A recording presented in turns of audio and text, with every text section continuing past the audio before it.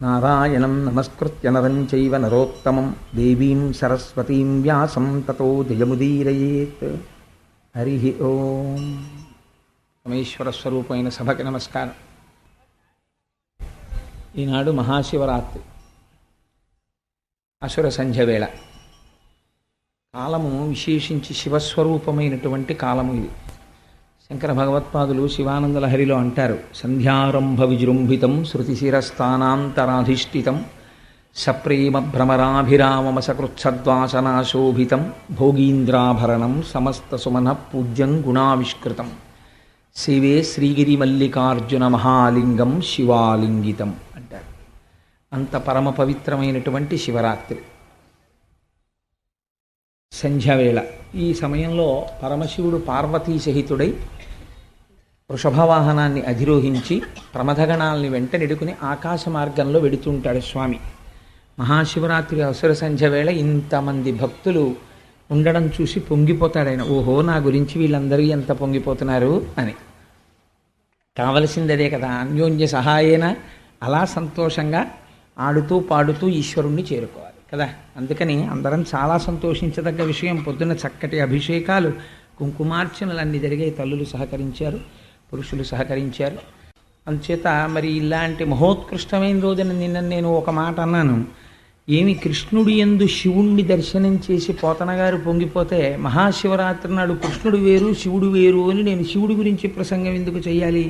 నేను చేసే కృష్ణ ప్రసంగం శివ ప్రసంగం కాదా? ఒకటే అయినప్పుడు నేను భాగవతం పక్కన పెట్టి మళ్ళీ పరమశివుడి గురించి మాట్లాడడం ఏంటంటే, నా లోపల ఎక్కడో నేను రెండు చూసినట్టు అవుతుంది కదా. అందుకని నేను చెప్పుకున్న కృష్ణ కథ శివ కథే అని నేను రేపు చెప్పుకుంటాను అని మీకు చెప్పాను. మీరు కూడా పరమ ఆనందంతో దాన్ని అంగీకరించారు. అవును, భాగవతమే చెప్పు అన్నారు. మేము ఇప్పుడన్నామండి అని అనుకోకండి, మౌనం అంగీకారం కదా. అందుచేత కాబట్టి భాగవతాన్ని నేను ప్రస్తావన చేసే ప్రయత్నం చేస్తూ 12 గంటలకి శివలింగాన్ని ఇవాళ చూసి తీరాలి. అది లింగోద్భవ కాలము. దాని గురించి వాళ్ళు మనవి చేసి భాగవతం ప్రారంభం చేస్తాను. అర్ధరాత్రి 12 గంటలకి లింగోద్భవం ఏమిటండి? ఏ 6ంటికి అవ్వకూడదా, 7ంటికి అవ్వకూడదా? చక్కగా మనందరం పూజ చేసుకున్నాం, ఏ తెల్లవార కట్ట అవ్వకూడదా? అదేమి సరదా ఆయనకి? అర్ధరాత్రి 12 గంటలకి లింగోద్భవం ఏమిటి? అర్ధరాత్రి 12 గంటలకి లింగోద్భవం కావలసినటువంటి అవసరం ఏమి అంటే, ఈ ఒక్క విషయం మీరు దృష్టిలోకి తీసుకోగలిగితే శివరాత్రి గురించి మీకు ఒక గొప్ప అవగాహన ఏర్పడుతుంది. నేను మొన్నటి ఒక రోజున ప్రస్తావన చేశాను. శ్రావణ మాసంలో అష్టమి తిథి నాడు కృష్ణ భగవానుడు ఆవిర్భవించాడు. అక్కడ నుంచి కరెక్ట్గా 180 రోజులు అంటే 6 నెలలు దాటగానే మళ్ళీ మహాశివరాత్రి వస్తుంది. ఆయన అర్ధరాత్రే పుట్టాడు, ఈయన అర్ధరాత్రే పుట్టాడు. అర్ధరాత్రి కృష్ణుడు ఒక్కడే పుట్టలేదు, మీరు బాగా జ్ఞాపకం పెట్టుకోవాలి. ఇద్దరు పుట్టారు. ఎవరు పుట్టారు?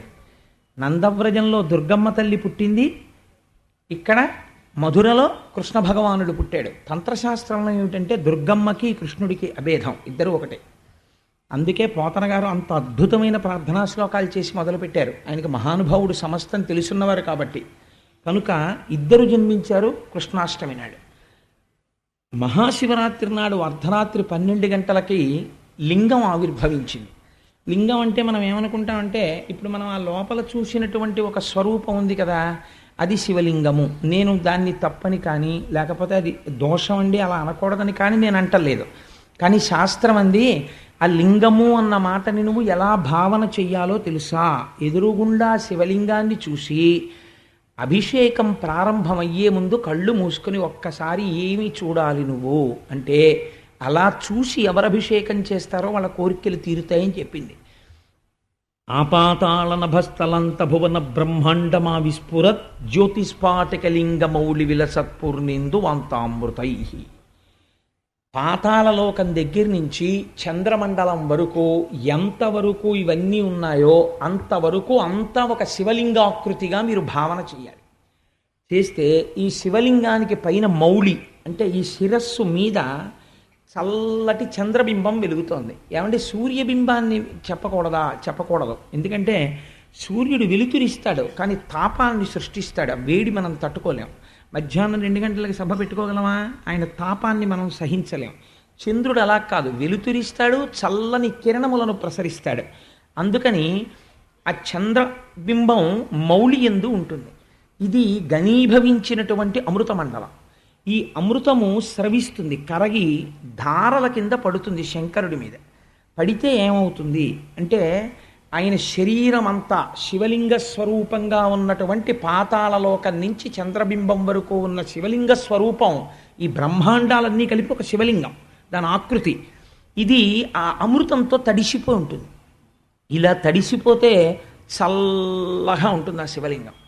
చల్లగా శివలింగం ఉంటే మీరు ఎప్పుడు శివలింగాన్ని మనస్సులో భావన చేసినా మీరు ఇలా ముట్టుకునేటప్పటికీ చల్లగా ఉన్న శివలింగాన్ని భావన చెయ్యాలి తప్ప పొడారిపోయిన శివలింగాన్ని భావన చేయకూడదు. ఎందుచేత అంటే శివలింగం చల్లగా ఉంటే లోకమంతా చల్లగా ఉంటుంది.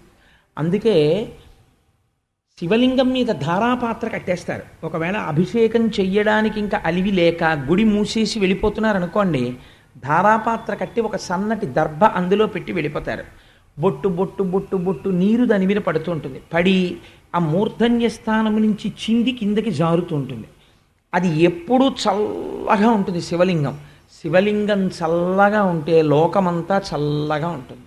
కాబట్టి ఆపాతాళన భస్తలంత భువన బ్రహ్మాండమా విస్ఫురత్ జ్యోతిస్ఫాటికలింగ. ఇది గమ్మత్తు.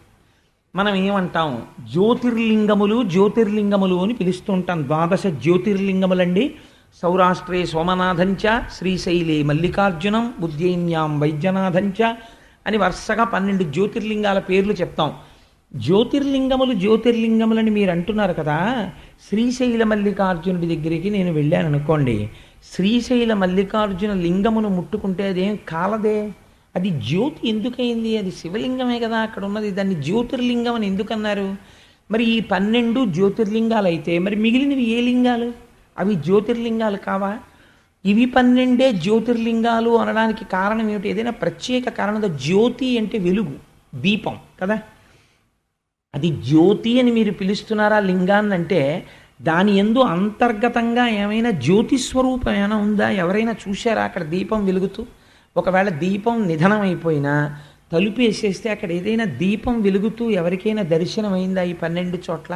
ఎందుకు పిలిచారు వీటిని జ్యోతిర్లింగాలని అంటే ఇక్కడ చెప్తున్నారు రహస్యం. అసలు దీనికే లింగోద్భవము అని పేరు. అందుకే జన్మానికి ఒక శివరాత్రి. ఇప్పుడు ఈ అసుర సంధ్య నుంచి కేవలం లౌకిక విషయాలతో గడపకూడదు. ఇక్కడ నుంచి భగవత్ సంబంధంగా గడపాలి. 8 గంటల వరకు ప్రవచనం వింటారు, అయితే 8:30 వరకు. అప్పుడు ఒక అరగంట సేపు ఒక స్తోత్రం వింటారు, ఒక గంట సేపు సామవేదం, సంగీతం అంటే సామవేదం, సంగీతం వింటారు, ఒక గంట సేపు నృత్యం తిలకిస్తారు. ఇవన్నీ ఈశ్వర విభూతులు. అప్పుడు అరుణాచలేశ్వరుణ్ణి స్క్రీన్ మీద చూస్తారు.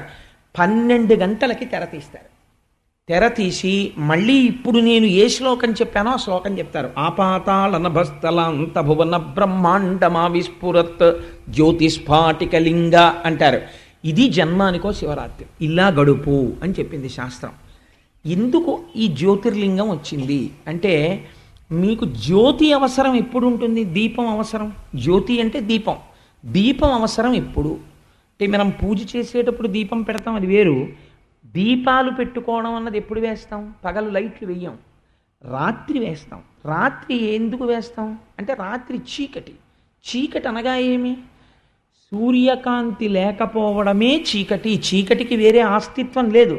సూర్యకిరణములు పడలేదనుకోండి, సూర్యుడి వెలుతురు పడలేదు, సూర్యుడు ఇక్కడ ఉన్నాడు, భూమి ఇలా ఎదురుగుండా ఉంది పొద్దున్న, ఇప్పుడు భూమి ఇలా తిరిగింది, మనం ఇటు వచ్చేసాం. కాబట్టి ఇప్పుడు మనం చీకట్లో ఉన్నాం, సూర్యకిరణాలు అమెరికా మీద పడుతున్నాయి, కాబట్టి ఇప్పుడు అమెరికాలో సూర్యోదయం, మనం అంధకారంలో ఉన్నాం, చీకట్లో.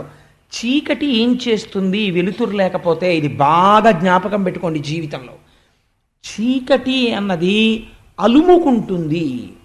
అలుముకుని అన్ని వస్తువుల్ని తనలోకి తీసేసుకుంటుంది. ఉండవా వస్తువులు ఇక్కడే ఉంటాయి. ఏ వస్తువు ఏది తెలియదు. దుంగకి దొంగకి తేడా తెలియదు, తాడుకి పావుకి తేడా తెలియదు, కప్పకి మండ్ర కప్పకి తేడా తెలియదు.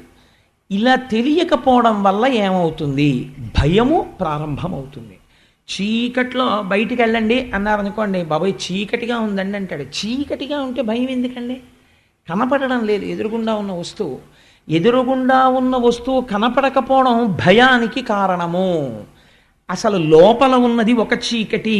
ఏమిటా చీకటి అంటే అజ్ఞానం అనేటటువంటి చీకటి. ఈ అజ్ఞానము వల్ల ఏమవుతోంది? ఉన్న వస్తువు కనపడడం లేదు, లేని వస్తువు ఉన్నట్టుగా అనిపిస్తోంది. బాగా చీకటి పడిపోయింది. ఎవరో ఒక ఆయన రాత్రి 9 గంటలకు వెళ్ళిపోతూ అబ్బా ఇంకా ఈ దొంగ నేను మొయ్యలేకపోతున్నాను, రేపు పట్టుకెడదానిలే అని దొంగని తీసుకెళ్ళి ఓ గోడ దగ్గర పెట్టి వెళ్ళిపోయాడు. నాబోటి ఓ పిరికివాడు ఓ బాల్కనీలో మొహం కడుక్కుందామని చెప్పి రాత్రి 11 గంటలకు పడుకోబోయే ముందు వెళ్ళి ఒక్కసారి మొహం పడుకుందామని వెళ్ళి బాల్కనీలోంచి బయటికి చూశాడు. పక్కింటి వారి గోడ దగ్గర ఒక ఆయన గోడ మించి చూస్తున్నట్టుగా కనపడింది. అమ్మా దొంగ వచ్చేసాడు రా, చూస్తున్నాడు ఆను పాను కోసం, ఇంకా గోడ దూకుతాడు. ఇది కలగగానే ఏమవుతుంది? ఉద్విగ్నత కలుగుతుంది, భయం వేస్తుంది. అమ్మో దొంగ వచ్చేస్తున్నాడు అని. ఈ భావన కలగగానే నేనేం చేస్తాను? నక్కుతాను. అమ్మో దొంగ దూకుతాడు ఇంకా అని. నేను అలా చూస్తుంటే అజ్ఞానంలోంచి వచ్చేస్తుంది ఇంకా ఆలోచనలు. దొంగ అటు చూస్తున్నాడు, దొంగ ఇటు చూస్తున్నాడు. కాసేపటికి ఏమవుతుందో తెలుసా అండి? దొంగ ఆ ఇంట్లో ఏం లేవని నా ఇంటి వైపు చూస్తున్నాడు, ఇటు వద్దామని అని అనిపిస్తుంది. ఇంత చేసి ఇవన్నీ ఆఖరికి ఏం చేస్తాను? మా ఆవిడ్ని పిలిచి, ఉసే నువ్వు చాలా ధైర్యవంతురాలివి, నేను పిరికివాడిని, గోడ దూకడానికి సిద్ధంగా ఉన్నాడు దొంగ, చూడవే అన్నాను. అంటే అదండి మీ మొహం, దొంగలు ఎందుకు తిరుగుతారండి, ఇంకా కాసేపు ఆగితేనేమో సెకండ్ షో సినిమా నుంచి బోలుడు జనం వస్తారు, శివరాత్రి సభల నుంచి, దొంగ కాడేమో అని 5 సెల్స్ టార్చ్ వేసింది. ఇలాగా వేస్తే గోడ కాంచిన దుంగ కనపడింది. దుంగ కనపడగానే దొంగ ఏమయ్యాడు? వెళ్ళిపోయాడు అంతే. మరి దొంగ లేడా? లేడు. మరి ఎలా కనపడ్డాడు? ఇక్కడ కనపడ్డాడు. ఎందుకు కనపడ్డాడు? చీకటి వల్ల కనపడ్డాడు, అజ్ఞానం వల్ల.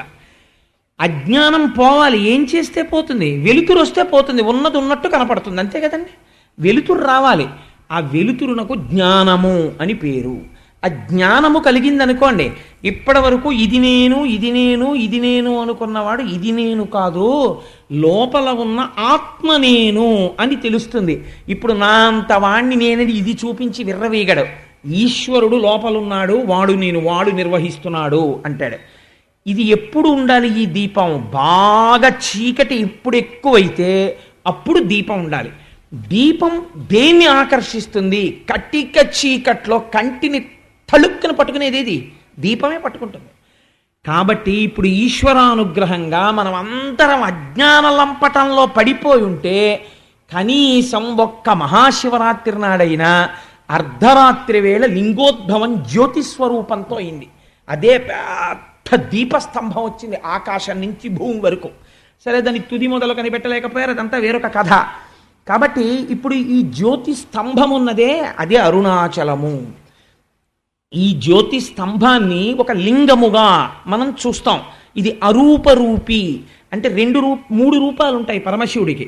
ఒక రూపము శివ అంటారంటే మంగళప్రదుడు, అంతటా వ్యాపించి ఉంటాడు. ఎలా వ్యాపిస్తాడు? మీకు ఇందాక చెప్పాను, ఆపాతాళ నభస్థలంత భువన బ్రహ్మాండమా విస్ఫురత్. అంతా ఆయన ఉంటే మరి మేము ఉన్నాం కదండి అని మీరు నన్ను అడగచ్చు.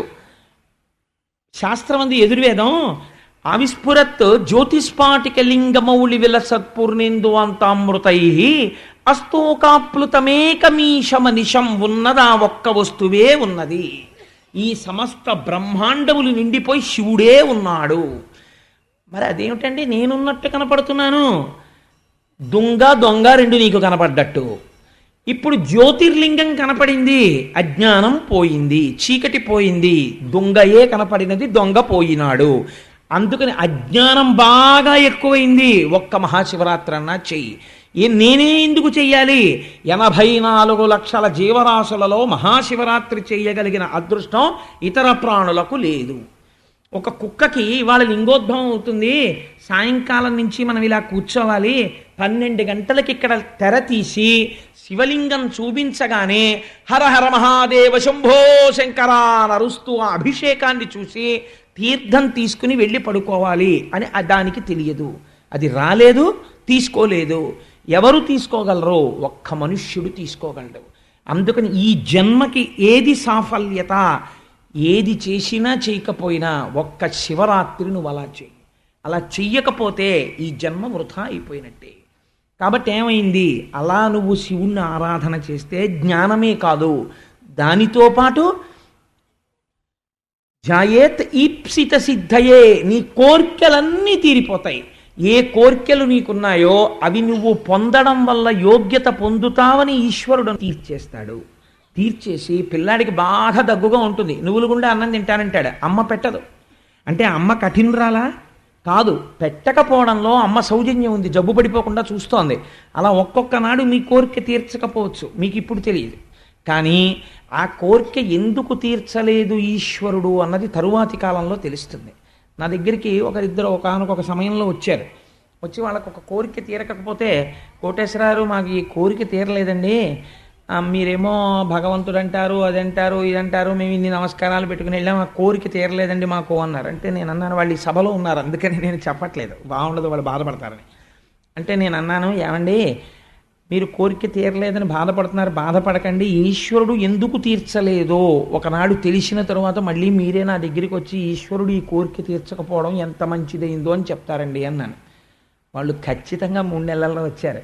కోటేశ్వరారు నిజంగా మేము కానీ ఆనాడు ఆ కోరిక తీరి మేము అనుకున్న చోట ఉండి ఉంటే మేము అత్యంత సంక్లిష్టమైన స్థితికి వెళ్ళి ఉండేవారం, వెళ్ళకపోవడం ఎంత మంచిదైందో, ఈశ్వరానుగ్రహం తీర్చకపోవడంలో ఉందని ఇప్పుడు తెలుసుకున్నామండి అన్నారు. కాబట్టి మనకేం తెలుస్తుంది, ఒక్కొక్క నాడు కోరిక తీరకపోవడంలో అనుగ్రహం ఉంటుంది. కాబట్టి అలా చూడాలి ఈశ్వరానుగ్రహాన్ని. కాబట్టి ఈప్సిత సిద్ధయే, భగవంతుడు మిమ్మల్ని వృద్ధిలోకి తెచ్చే కోరికలు కల్పించి మరీ తీరుస్తాడు.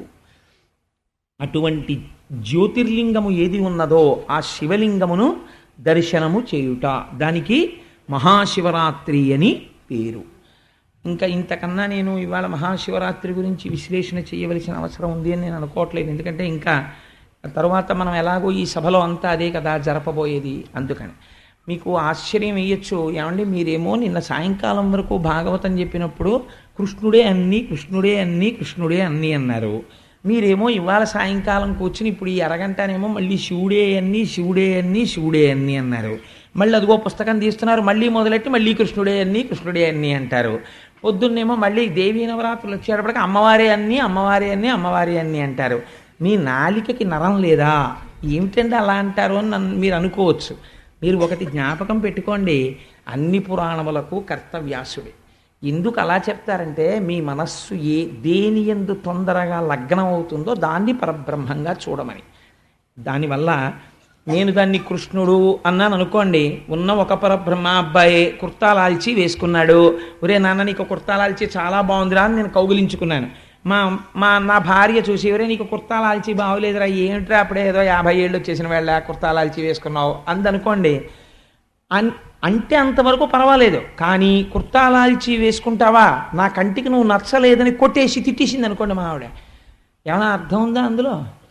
నచ్చకపోతే పోనీ వదిలిపెట్టేసి, దాని గురించి పెద్ద సమస్య లేదు, నీకు ఏది నచ్చిందో ఆరాధన చెయ్యి, అదేంటి. కానీ అది నా కొడుకే అని అంగీకరించగలగాలి. నువ్వు కేవలం వేషధారణ చేత చూసి కుర్తాలాల్చి వేసుకుంటే కొట్టేసి పంచె కట్టుకుంటే కౌగిలించేసుకుంటే అదో అజ్ఞానం అంతే. అలా భగవంతుడు ఒకనాడు నాగభూషణుడై శంకరుడిగా ఉంటాడు, ఒకనాడు నెమలి పింఛం పెట్టుకుని కృష్ణ పరమాత్మై ఉంటాడు. శరత్కాలం వస్తే మా తల్లి పరబ్రహ్మస్వరూపిణి అయి ఉంటుంది. ఇన్ని రూపాలుగా ఇన్ని రకాలుగా ఆ వృత్తాంతాల్ని తలుచుకుని పొంగిపోవడానికి నాకు అవధులు ఎందుకు ఉండాలి? నేను అన్నీ చూసుకుని పొంగిపోతాను. ఒక్క బెల్లం తీపే, కానీ ఒక్క బెల్లం గడ్డ తినేస్తే వదిలిపోదా? బొబ్బట్టు చేసుకోవాలి, కాజా చేసుకోవాలి, జిలేబీ చేసుకోవాలి. ఎందుకు ఇన్ని రకాలు తీపి అంటే ఆ బెల్లం తీపినే ఇన్ని రకాలుగా అనుభవించడంలో వాళ్ళు 4 స్వీట్లు వేశారండి పెళ్లిలో అంటారు. 4 స్వీట్లలో ఏమున్నది? స్వీటే ఉన్నది. బెల్లం గడ్డలు వేస్తే పోలా అంటే 4 స్వీట్లుగా ఉంటే అదో అభ్యున్నతి. అబ్బో 4 స్వీట్లు వేశారండి అంటాం.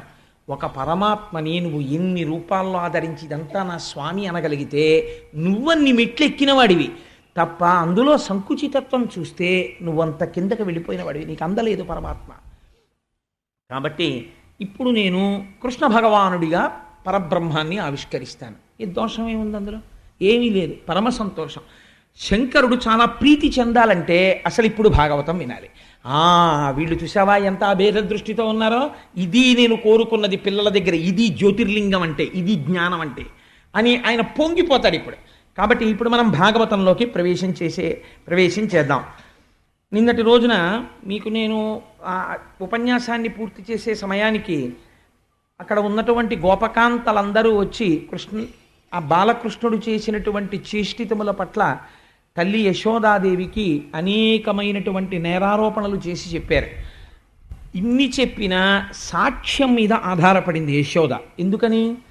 ఉదయం నుంచి నా కొడుకు నా దగ్గరే ఉన్నాడు, ఇన్ని ఇళ్లల్లో తిరిగి ఇన్ని పనులు ఎలా చేస్తాడు, పైగా పాపం చూడండి ఎంత అమాయకంగా పడుకున్నాడో నా ఊళ్ళో, అందుకని కృష్ణుడు ఏ దోషము చెయ్యలేదు అని ఆవిడ ఒక తీర్మానం చేసింది.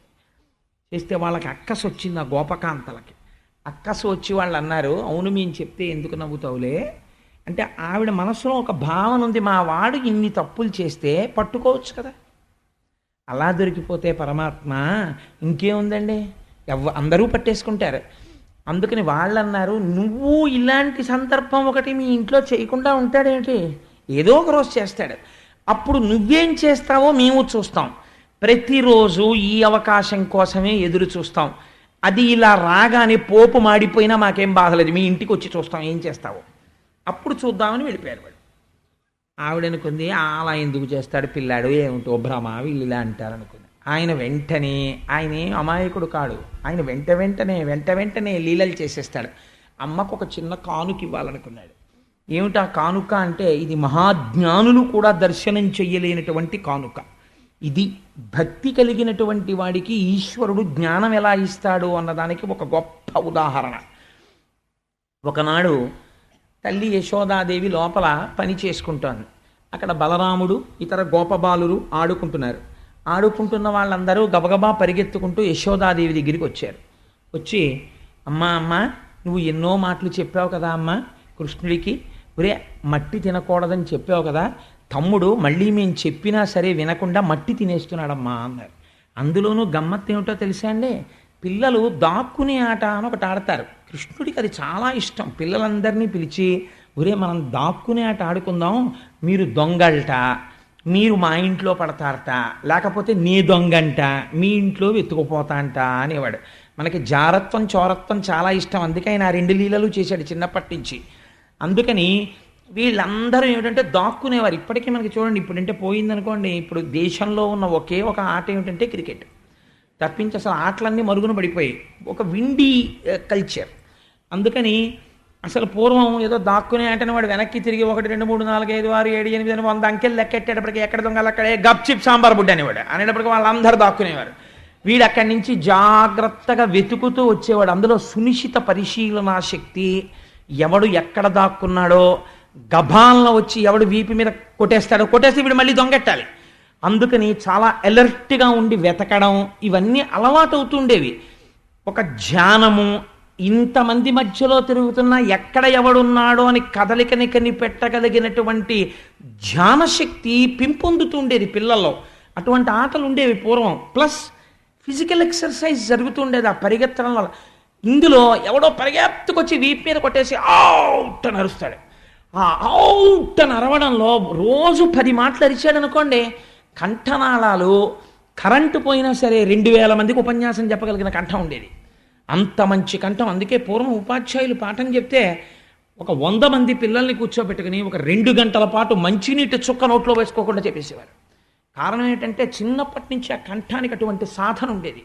ఇవాళ పిల్లలు ఆడుకోవడానికి ఓ పార్క్ ఏదో ప్లే గ్రౌండ్ ఏది, ఓ సందు ఉందనుకోండి, 3 పుల్లలు, ఓ పుల్ల, ఓ బ్యాటు, ఓ బాలు, మా కారుకు తగులుతాయి, మా అద్దాలకు తగులుతాయని కంప్లైంట్, ఓ దొంగాట ఆడుకున్నట్టు ఆడుకోవడం. అందులో ఏమిటి, that is not the atmosphere required for playing cricket. కానీ అంతకన్నా ఇంకో ఆట ఆడుకోవాలి. కానీ ఇవాళ చిత్రం ఏంటంటే అది లేదు.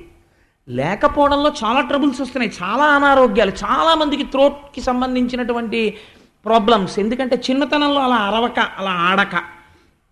కాబట్టి కృష్ణ పరమాత్మ చక్కటి ఆటలు ఆడుతున్నారు.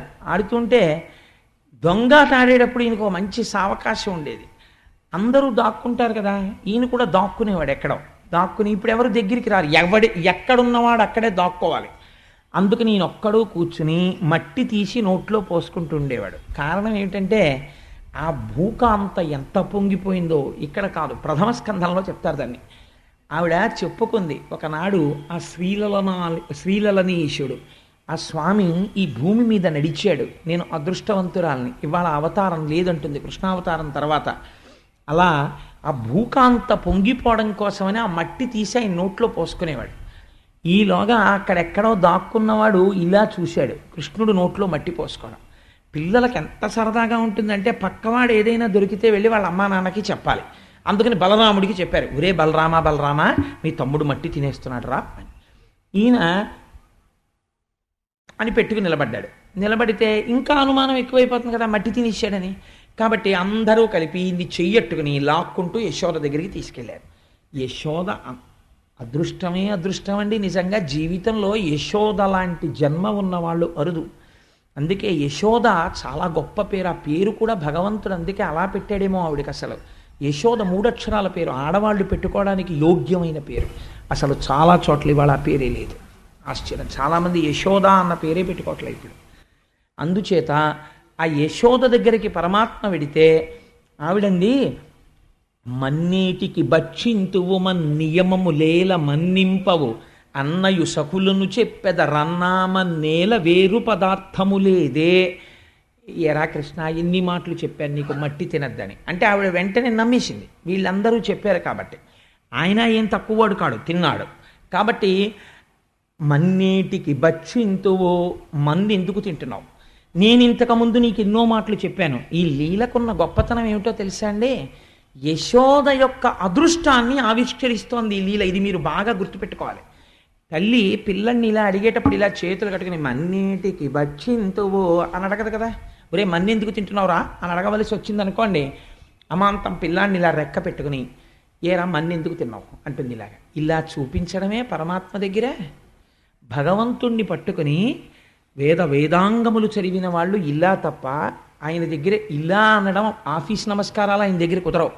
అలాంటిది ఆయన దగ్గరికి వెళ్ళి ఇలా చూపించడమా, ఇలా చూపిస్తే ఆయన బెంగ పెట్టుకుని ఇలా నిలబడ్డమా భయపడి, అలా లొంగిపోయినటువంటి స్వరూపం ఒక్క యశోద దగ్గర తప్ప ఎక్కడైనా ఉందా? ఇది యశోద అదృష్టాన్ని చూపిస్తున్నారు ఆ పద్యంలో పోతన గారు. ఇది పోతన గారి ఆర్తి. మన్నేటికి భక్షింతువో, ఆయన ఎవరు? లోకములకన్నిటికీ నడువడి నేర్పినవాడు. వేదము ఆయన యొక్క మాట, అపౌరుషేయము. వేదము ఆయన పలికితే వినపడింది ఋషులకి సమాధిలో. ఆ వేదము చేత ఆయన కట్టడి చేశాడు ప్రపంచం ఇలా ఉండాలని. ప్రపంచమునకు మార్గదర్శనం చేసినటువంటి మహాపురుషుడైనటువంటి పరమాత్మని ఈవిడ మార్గదర్శనం చేస్తోంది. నువ్వు ఇలా ఎందుకు చేశావు, నేను ఇలా చెయ్యమని చెప్పాను కదా. సృష్టిలో ఇది ఉందంటే ఎక్కడైనా? ఈశ్వరుడి దగ్గరికి వెళ్ళి ఈశ్వర నేను చెప్పినందుకు నువ్వెందుకు నడవలేదు అని అడగగలగడం. పోనా అలా అడగడానికి ఈవిడేమైనా తపస్సు చేసి ఈశ్వరుణ్ణి ప్రత్యక్షం చేసుకుందా అంటే కేవలం ఒక అజ్ఞురాలు గోపిక. ఈవిడ ఇలా చూపించి అడుగుతోందమ్మ. మన్నేటికి భక్షింతువు నియమము లేల మన్నింపవు. నేను చెప్పింది నువ్వెందుకు వింటలేదు? నేను చెప్పాను మట్టి తినద్దని, నువ్వు తిన్నావు. ఇదిగో వీళ్ళందరూ చెప్తున్నారు. నియమము లేల మన్నింపవు అన్నయు సఖులును చెప్పెదరు. అన్న చెప్తున్నాడు, నీ స్నేహితులు చెప్తున్నారు. అన్నయు సఖులును చెప్పెదరన్నామన్నేల వేరు పదార్థము లేదే. ఏరా తిన్నావు, మట్టే తినాలా? నీకు ఎన్ని మాటలు చెప్పాను మట్టి తినద్దని. వెంటనే ప్రత్యామ్నాయం చెప్తుంటాం మనం. నీకు ఎన్నో మాటలు చెప్పాను చాక్లెట్లు కొనుక్కోవద్దు, పళ్ళు పాడైపోతామని. ఆ చాక్లెట్లే తింటాం ఎందుకు? ఏం యాపిల్ పండు తినకూడదా, బిస్కెట్లు తినకూడదా అని తండ్రి మొత్తుకుంటాడు పిల్ల దగ్గర. కానీ అది మాత్రం చాక్లెట్లే కొనుక్కుంటుంది కదా. అలా ఒక మాట ఇలా చూపించి అడుగుతున్నారు. మన్నేటికి భక్షింతు నియమము లేల మన్నింపవు అన్నయు సఖులును చెప్పెదరన్నామన్నేల వేరు పదార్థము లేదే. ఏం మట్టి తినడం ఎందుకు? వేరే పదార్థం లేదా? తినకూడదా? ఇది ఈనాటి మాట కాదు, కృష్ణుడి దగ్గర నుంచే ఉందన్నమాట ఈ మాట. అంటే ఏం మట్టి తింటాం ఎందుకురా? ఇంట్లో చక్క మెత్తటి వెన్నుంది, నెయ్యి ఉంది, పెరుగుంది, అవన్నీ తినకూడదు, ఈ మట్టి తింటామేంటి అని అడిగింది. అంటే ఆయన చూడండి, పోతన గారి గొప్పతనం ఎక్కడో తెలుసా అండి? పిల్లలు చెయ్యని పనికి ఇలా నిలదీశారనుకోండి, 10 మంది తీసుకొచ్చి వాళ్ళకి కోపం వచ్చేస్తుంది. కోపం వచ్చేసి నేను అమ్మతో మాట్లాడుతున్నాను, నేను నాన్నగారితో మాట్లాడుతున్నాను అని వాళ్ళు అనుకోరు. ఏంటంటే నాన్నగారండి ఎవరో నేను చాక్లెట్ తిన్నానని చెప్తే మీరు నమ్మేసేయడమేనా? నేను ఏదో చాక్లెట్లు సంబంధించినటువంటి కాగితం ముక్కలు చేత్తో పట్టుకున్నాను, తిన్నదేమో రామకృష్ణారావు అమ్మాయి తింది, నాకేమో చేతిలో ఆ కాగితాలు పెట్టింది, కాగితాలు నా చేతిలో పెట్టినందుకు మీరేమో నేను తిన్నానంటారా? నేను తిన్నా, నాకు కావాలంటే నా నోరు చూసుకోండి అంటారు. అయ్యో మనం అలా నిలదీయచ్చా నాన్నగారిని అని ఉండదు. ఎందుకని? అది పిల్లలకుండే స్వాతంత్రం అలా ఉండాలి. కృష్ణుడు అప్పుడు ఏమని ఉంటాడో, పోతన గారు ఎలా దర్శనం చేశారో చూడండి మహానుభావుడు. అమ్మా మన్ను తినంగనే శిశువునో యాకొంటినో వెర్రినో నమ్మంచూడకు వీరి మాటలు మదిన్న నీవు కొట్టంగా దారిం మార్గమ్ము ఘటించి చెప్పెదరు కాదేనిన్ మదీయస్య గంధం అఘ్రాణము చేసి నా వచనము తప్పైన దండింపవే అన్నాడంతే. ఒకటే పద్యం. పోతన గారికి అలా పడిందంతే. మహానుభావుడికి ఘంటం అలా కదిలింది ఆయనకి. అమ్మా మన్ను తినంగనే శిశువునో. అమ్మ నేను మన్ను తినడం ఏంటమ్మా? నేను శిశువునా? నేనేం చంటిపిల్లాడినా అమ్మా? ఏదో పెద్దవాడైపోయినట్టు పిల్లలు అడుగుతుంటారు, ఒరే నాన్న నువ్వు చక్కగా బొట్టు పెట్టుకుని చక్కగా రా ఉపన్యాసానికి అంటే, ఏంటి నాన్నగారండి చిన్నపిల్లలకి చెప్పినట్టు చెప్తారు అంటారు. వాళ్ళు చిన్నపిల్లలే. అలా అమ్మా మన్ను తిన్నంగానే శిశువునో యాకొంటినో విర్రినో, ఎంత పెద్దవాడైపోయాడో చూడండి అమ్మ దగ్గర. ఏమిటమ్మా నేనేం చేతకాని వాడినా? శిశువునా? నేనేం వెర్రాడినా? ఏంటమ్మా మట్టి తిన్నావు అని వీళ్ళ మాటలు నన్ను అలా అనేస్తున్నావు, నువ్వు ఇలా అంటావు అస్తమానం నన్ను అని. నమ్మంజూడకు వీరి మాటలు మదిన్ నన్నీవు కొట్టంగా దారిం మార్గమ్ము ఘటించి చెప్పెదరు. నన్ను నువ్వు కొట్టడం కోసమని వీళ్ళందరూ లేనిపోని చాడీలన్నీ కల్పించి చెప్తున్నారు. ఎప్పుడైనా కొట్టిందండి భాగవతంలో ఇప్పటి వరకు మనం విన్నాం? కొట్టిన సందర్భం లేదు. కానీ ఈయన మళ్ళీ తిరగబడి చాట్ షీట్ ఇచ్చేస్తున్నాడు అమ్మకి. నన్నీవు కొట్టంగా దారిం మార్గమ్ము ఘటించి చెప్పెదరు కాదేనిన్ మదీయాస్య గంధం అఘ్రాణము చేసి. నిజంగా నేను మట్టి తింటే ఆయన ఎంత వేదాంతం చెప్తున్నాడో చూడండి. తన్మాత్రలలో పృథివికి వాసన, పృథివికి రుచి ఉంటుంది. అందుకని ఏది నేను నిజంగా తిన్నవాణ్ణైతే పృథివిలోంచి వాసన వస్తుంది కాబట్టి మట్టి నోట్లో వేసుకుంటే మట్టి వాసన రావాలి కదా నోరు. ఏది నా నోరు వాసన చూడు, నా నోరు వాసన చూసి మట్టి వాసన వస్తే నన్నీవు కొట్టంగా దారిం మార్గమ్ము ఘటించి చెప్పెదరు కాదే నిన్మదీయస్య గంధం అఘ్రాణము చేసి నా వచనములు తప్పైన దండింపవే. నేను నా నోట్లోంచి మట్టి వాసన వస్తే నన్ను కొట్టేయమ్మా అన్నాడు. అనగానే ఏమిటి రావిడి తెంపరితనం, ఇంత ధైర్యంగా అంటున్నాడు. వీళ్ళందరూ మట్టి తిన్నారంటున్నాడు. గోపకాంతలు చూస్తే నిన్న పొద్దున్నొచ్చి చాలా మభ్య పెడుతున్నాడు. నీ ఇంట్లోనూ జరుగుతుందంటున్నారు. అసలు ఇవాళ తేల్చేసుకోవాలి. వీడే మార్గం కూడా చెప్పేస్తున్నాడు కదా, మట్టి తింటే నా నోరు చూడంటున్నాడు కదా అని. పాపం ఆ పిచ్చి తల్లి యశోదమ్మంది, అయితే తెరు నోరు అంది. ఇది యశోదాదేవి అదృష్టం. ఇది ఎంతో తపస్సు చేసినటువంటి మహాపురుషులు ఎక్కడో భ్రంశమైపోయి జారిపోయి మళ్ళీ జన్మలెత్తారు. అంతటా ఈశ్వరుణ్ణి చూడలేకపోయారు. అంతటా ఈశ్వరుణ్ణి చూడడం జ్ఞానం. ఏమీ చదువుకోనటువంటి స్త్రీకి అంతటా ఈశ్వర దర్శనం చేయిస్తున్నాడు పరమాత్మ. ఈశ్వరుడు యందు లోకం కనపడుతోంది, లోకము ఈశ్వరుడు యందుంది. ఈ తత్వాన్ని ఆవిష్కరిస్తున్నాడు చూడండి. ఇది బ్రహ్మాండ దర్శనం, విశ్వరూప దర్శనం అంటారు. మృద్భక్షణమున విశ్వరూప దర్శనము అంటారు పోతన గారు దీన్ని. అని ఇలా నోరు తెరిచాడు. అమ్మ నోట్లో వాసన చూద్దామని నిజంగా యశోద అదృష్టమే అదృష్టం అండి. ఆ రోజున మోకాళ్ళ మీద కూర్చుని కొడుకు చెయ్యిలా పట్టుకుని నోరు వాసన చూద్దామనుకుని ఇలా దగ్గరగా నోటి దగ్గరికి వెళ్ళపోయింది. ఇలా నోరు తెరిచాడు. ఆ లలితాంగిక నుంగునే బాలుని ముఖమందు జలధి పర్వత వన భూగోళ సికి తరణి శశి దిక్పాలాది కారండంబైన బ్రహ్మాండంబునన్ సమస్త పర్వతాలతో నదులతో సముద్రాలతో చెట్లతో చామలతో లోకంతో నరులతో నందవ్రజంలో ఉన్న పశువులతో తన ఇంటితో తనతో నందుడితో కలిసి కనబడ్డారు లోపల. కనపడితే ఈ యశోద నోట్లోకి చూసి ఇన్ని బ్రహ్మాండములు పిల్లవాడి నోట్లో కనపడుతుంటే ఆవిడ తెల్లపోయి ఆవిడ అనుకుంది, కలయో వైష్ణవమాయయో ఇతర సంకల్పార్థమో సత్యమో తలపన్నేరకయున్నదాననో యశోదాదేవి కానో పరస్థలమో బాలకుడెంత వీని ముఖస్తంభై అజాండంబు ప్రజ్వలమయ్యుండుటకేది హేతువో మహాశ్చర్యంబు చింతింపగన్. ఇదే కదండి జ్యోతిర్లింగం అంటే. నోరు తెరిస్తే ఆ నోట్లో ఉన్నవన్నీ చూసి యశోదంది, ఏం ఆశ్చర్యం, కలయో వైష్ణవమాయయో ఇతర సంకల్పార్థమో సత్యమో. ఇది కళ, వైష్ణవమాయ, ఏదైనా సంకల్పమా? అసలు లేకపోతే ఇది సత్యమా? యశోదాదేవి కాను, అసలు నేను యశోదనేనా? పరస్థలమో, నేను ఇంట్లోనే ఉన్నానా? బాలకుడెంత, వీడు నా కొడుకేనా? ఇంత చిన్న పిల్లాడా? వీని ముఖస్తంభై అజాండంబు ప్రజ్వలమయ్యుండుటకేది హేతువో, వీడి నోట్లో బ్రహ్మాండాలన్నీ ఉన్నాయా? మహాశ్చర్యంబు చింతింపగన్, ఎంత గొప్ప మాట పడిపోయిందో చూడండి. మహాశ్చర్యంబు, బ్రహ్మమునకు అద్భుత దర్శనము అని పేరు. మహాశ్చర్యంబు చింతింపగన్, ఆలోచిస్తే చాలా ఆశ్చర్యకరంగా ఉంది. పిల్లవాడు ఏమిటి, పిల్లవాడి నోట్లో బ్రహ్మాండాలు ఏమిటి అని ఆవిడ తెల్లపోయింది. మీరు మామూలుగా ఆలోచన చేస్తే, ఏమండి ఇవన్నీ ఎలా కుదురుతాయండి, ఓ చిన్న పిల్లవాడి నోట్లో అన్నీ ఉంటాయా అని మీరు నన్ను అడగవచ్చు. మిమ్మల్ని నేను ఒక ప్రశ్న వేస్తాను, ఊహ చెయ్యండి. శంకర భగవత్పాదులు ఒక అద్భుతమైన శ్లోకం ఇచ్చారు దక్షిణామూర్తి స్తోత్రంలో. బీజస్యాంతరివాంకురో జగదిదం ప్రాంగ్ నిర్వికల్పం పునః మాయా కల్పిత దేశ కాల కలన వైచిత్ర చిత్రీకృతం మాయావీవ విజృంభయత్యపి మహాయోగి వయశ్రేచ్ఛయా అని. అందులో బీజస్యాంతరివాంకురో, ఒక రావి చెట్టు ఉంది. రావి చెట్టు ఎంత పెద్దది? చాలా పెద్ద రావి చెట్టు.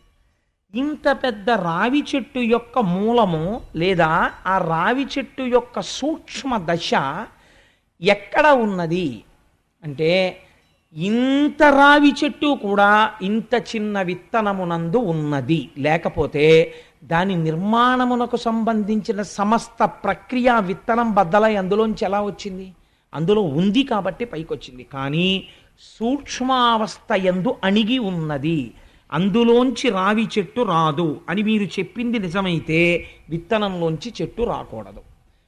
రావి చెట్టు అందులోనే ఉన్నది నిజమైతే విత్తనంలోంచి చెట్టు వచ్చింది. మీకు ఇంకొక ఉదాహరణ చెప్తాను. ఒక నువ్వు గింజ యందు కొన్ని కోట్ల కోట్ల నువ్వు గింజలు ఉన్నవి. ఎలా అని మీరు నన్ను అడగచ్చు.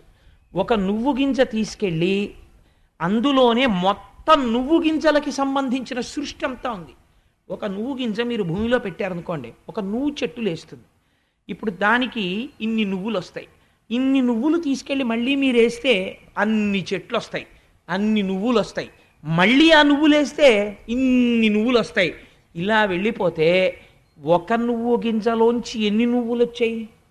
వీటన్నిటికీ వెనక్కి వెళ్ళండి, ఆదేది? ఒక నువ్వు గింజే. ఒక నువ్వు గింజలోంచి ఇన్ని నువ్వు గింజలు వచ్చినట్టే బ్రహ్మమునందే లోకమంతయూ ఉన్నది. లోకమునందు లోకము బ్రహ్మమే అయ్యున్నాడు. మీకు ఇంకొక ఉదాహరణ చెప్తే నేను ఈ విశ్వరూపత సందర్శనాన్ని బాగా పూర్తి చేసిన వాడిని అవుతాను. ఇంత మట్టి ముద్ద తెచ్చి అక్కడ పెట్టి ఈ మట్టి ముద్దని చిలిపి సహస్రలింగార్చనకి చిన్న చిన్న చిన్న చిన్న శివలింగాలు చేశారు.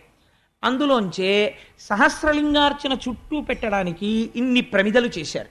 అందులోంచే సహస్రలింగానికి నైవేద్యం పెట్టడానికి ఓ చిన్న మట్టి పాత్ర చేశారు. అందులోంచే సహస్రలింగానికి నైవేద్యం పెట్టడానికి ఓ చిన్న గ్లాసు చేశారు. అందులోంచే ఉద్ధరిని ఒకటి తయారు చేసి అందులో పెట్టారు. ఇప్పుడు ఇవన్నీ ఎందులోంచి వచ్చాయి? శివలింగము మట్టిలోంచి వచ్చింది. శివలింగమునకు పెట్టవలసిన దీపములకు సంబంధించిన ప్రమిదలు మట్టిలోంచి వచ్చాయి. శివలింగమునకు పెట్టవలసినటువంటి అభిషేక నైవేద్య పాత్ర మూకుడు మట్టిలోంచి వచ్చింది. దానికి నైవేద్యం పెట్టడానికి మీరు పెట్టుకునే జలపాత్ర దీంట్లోంచి వచ్చింది. దాని ఉద్ధరిణి దీంట్లోంచి వచ్చింది. ఇవన్నీ ఏది ఇలా మారినది?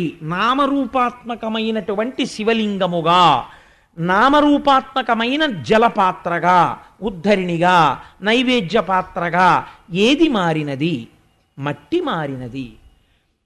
వీటన్నిటి యందు ఏది ఉన్నది? మట్టి ఉన్నది.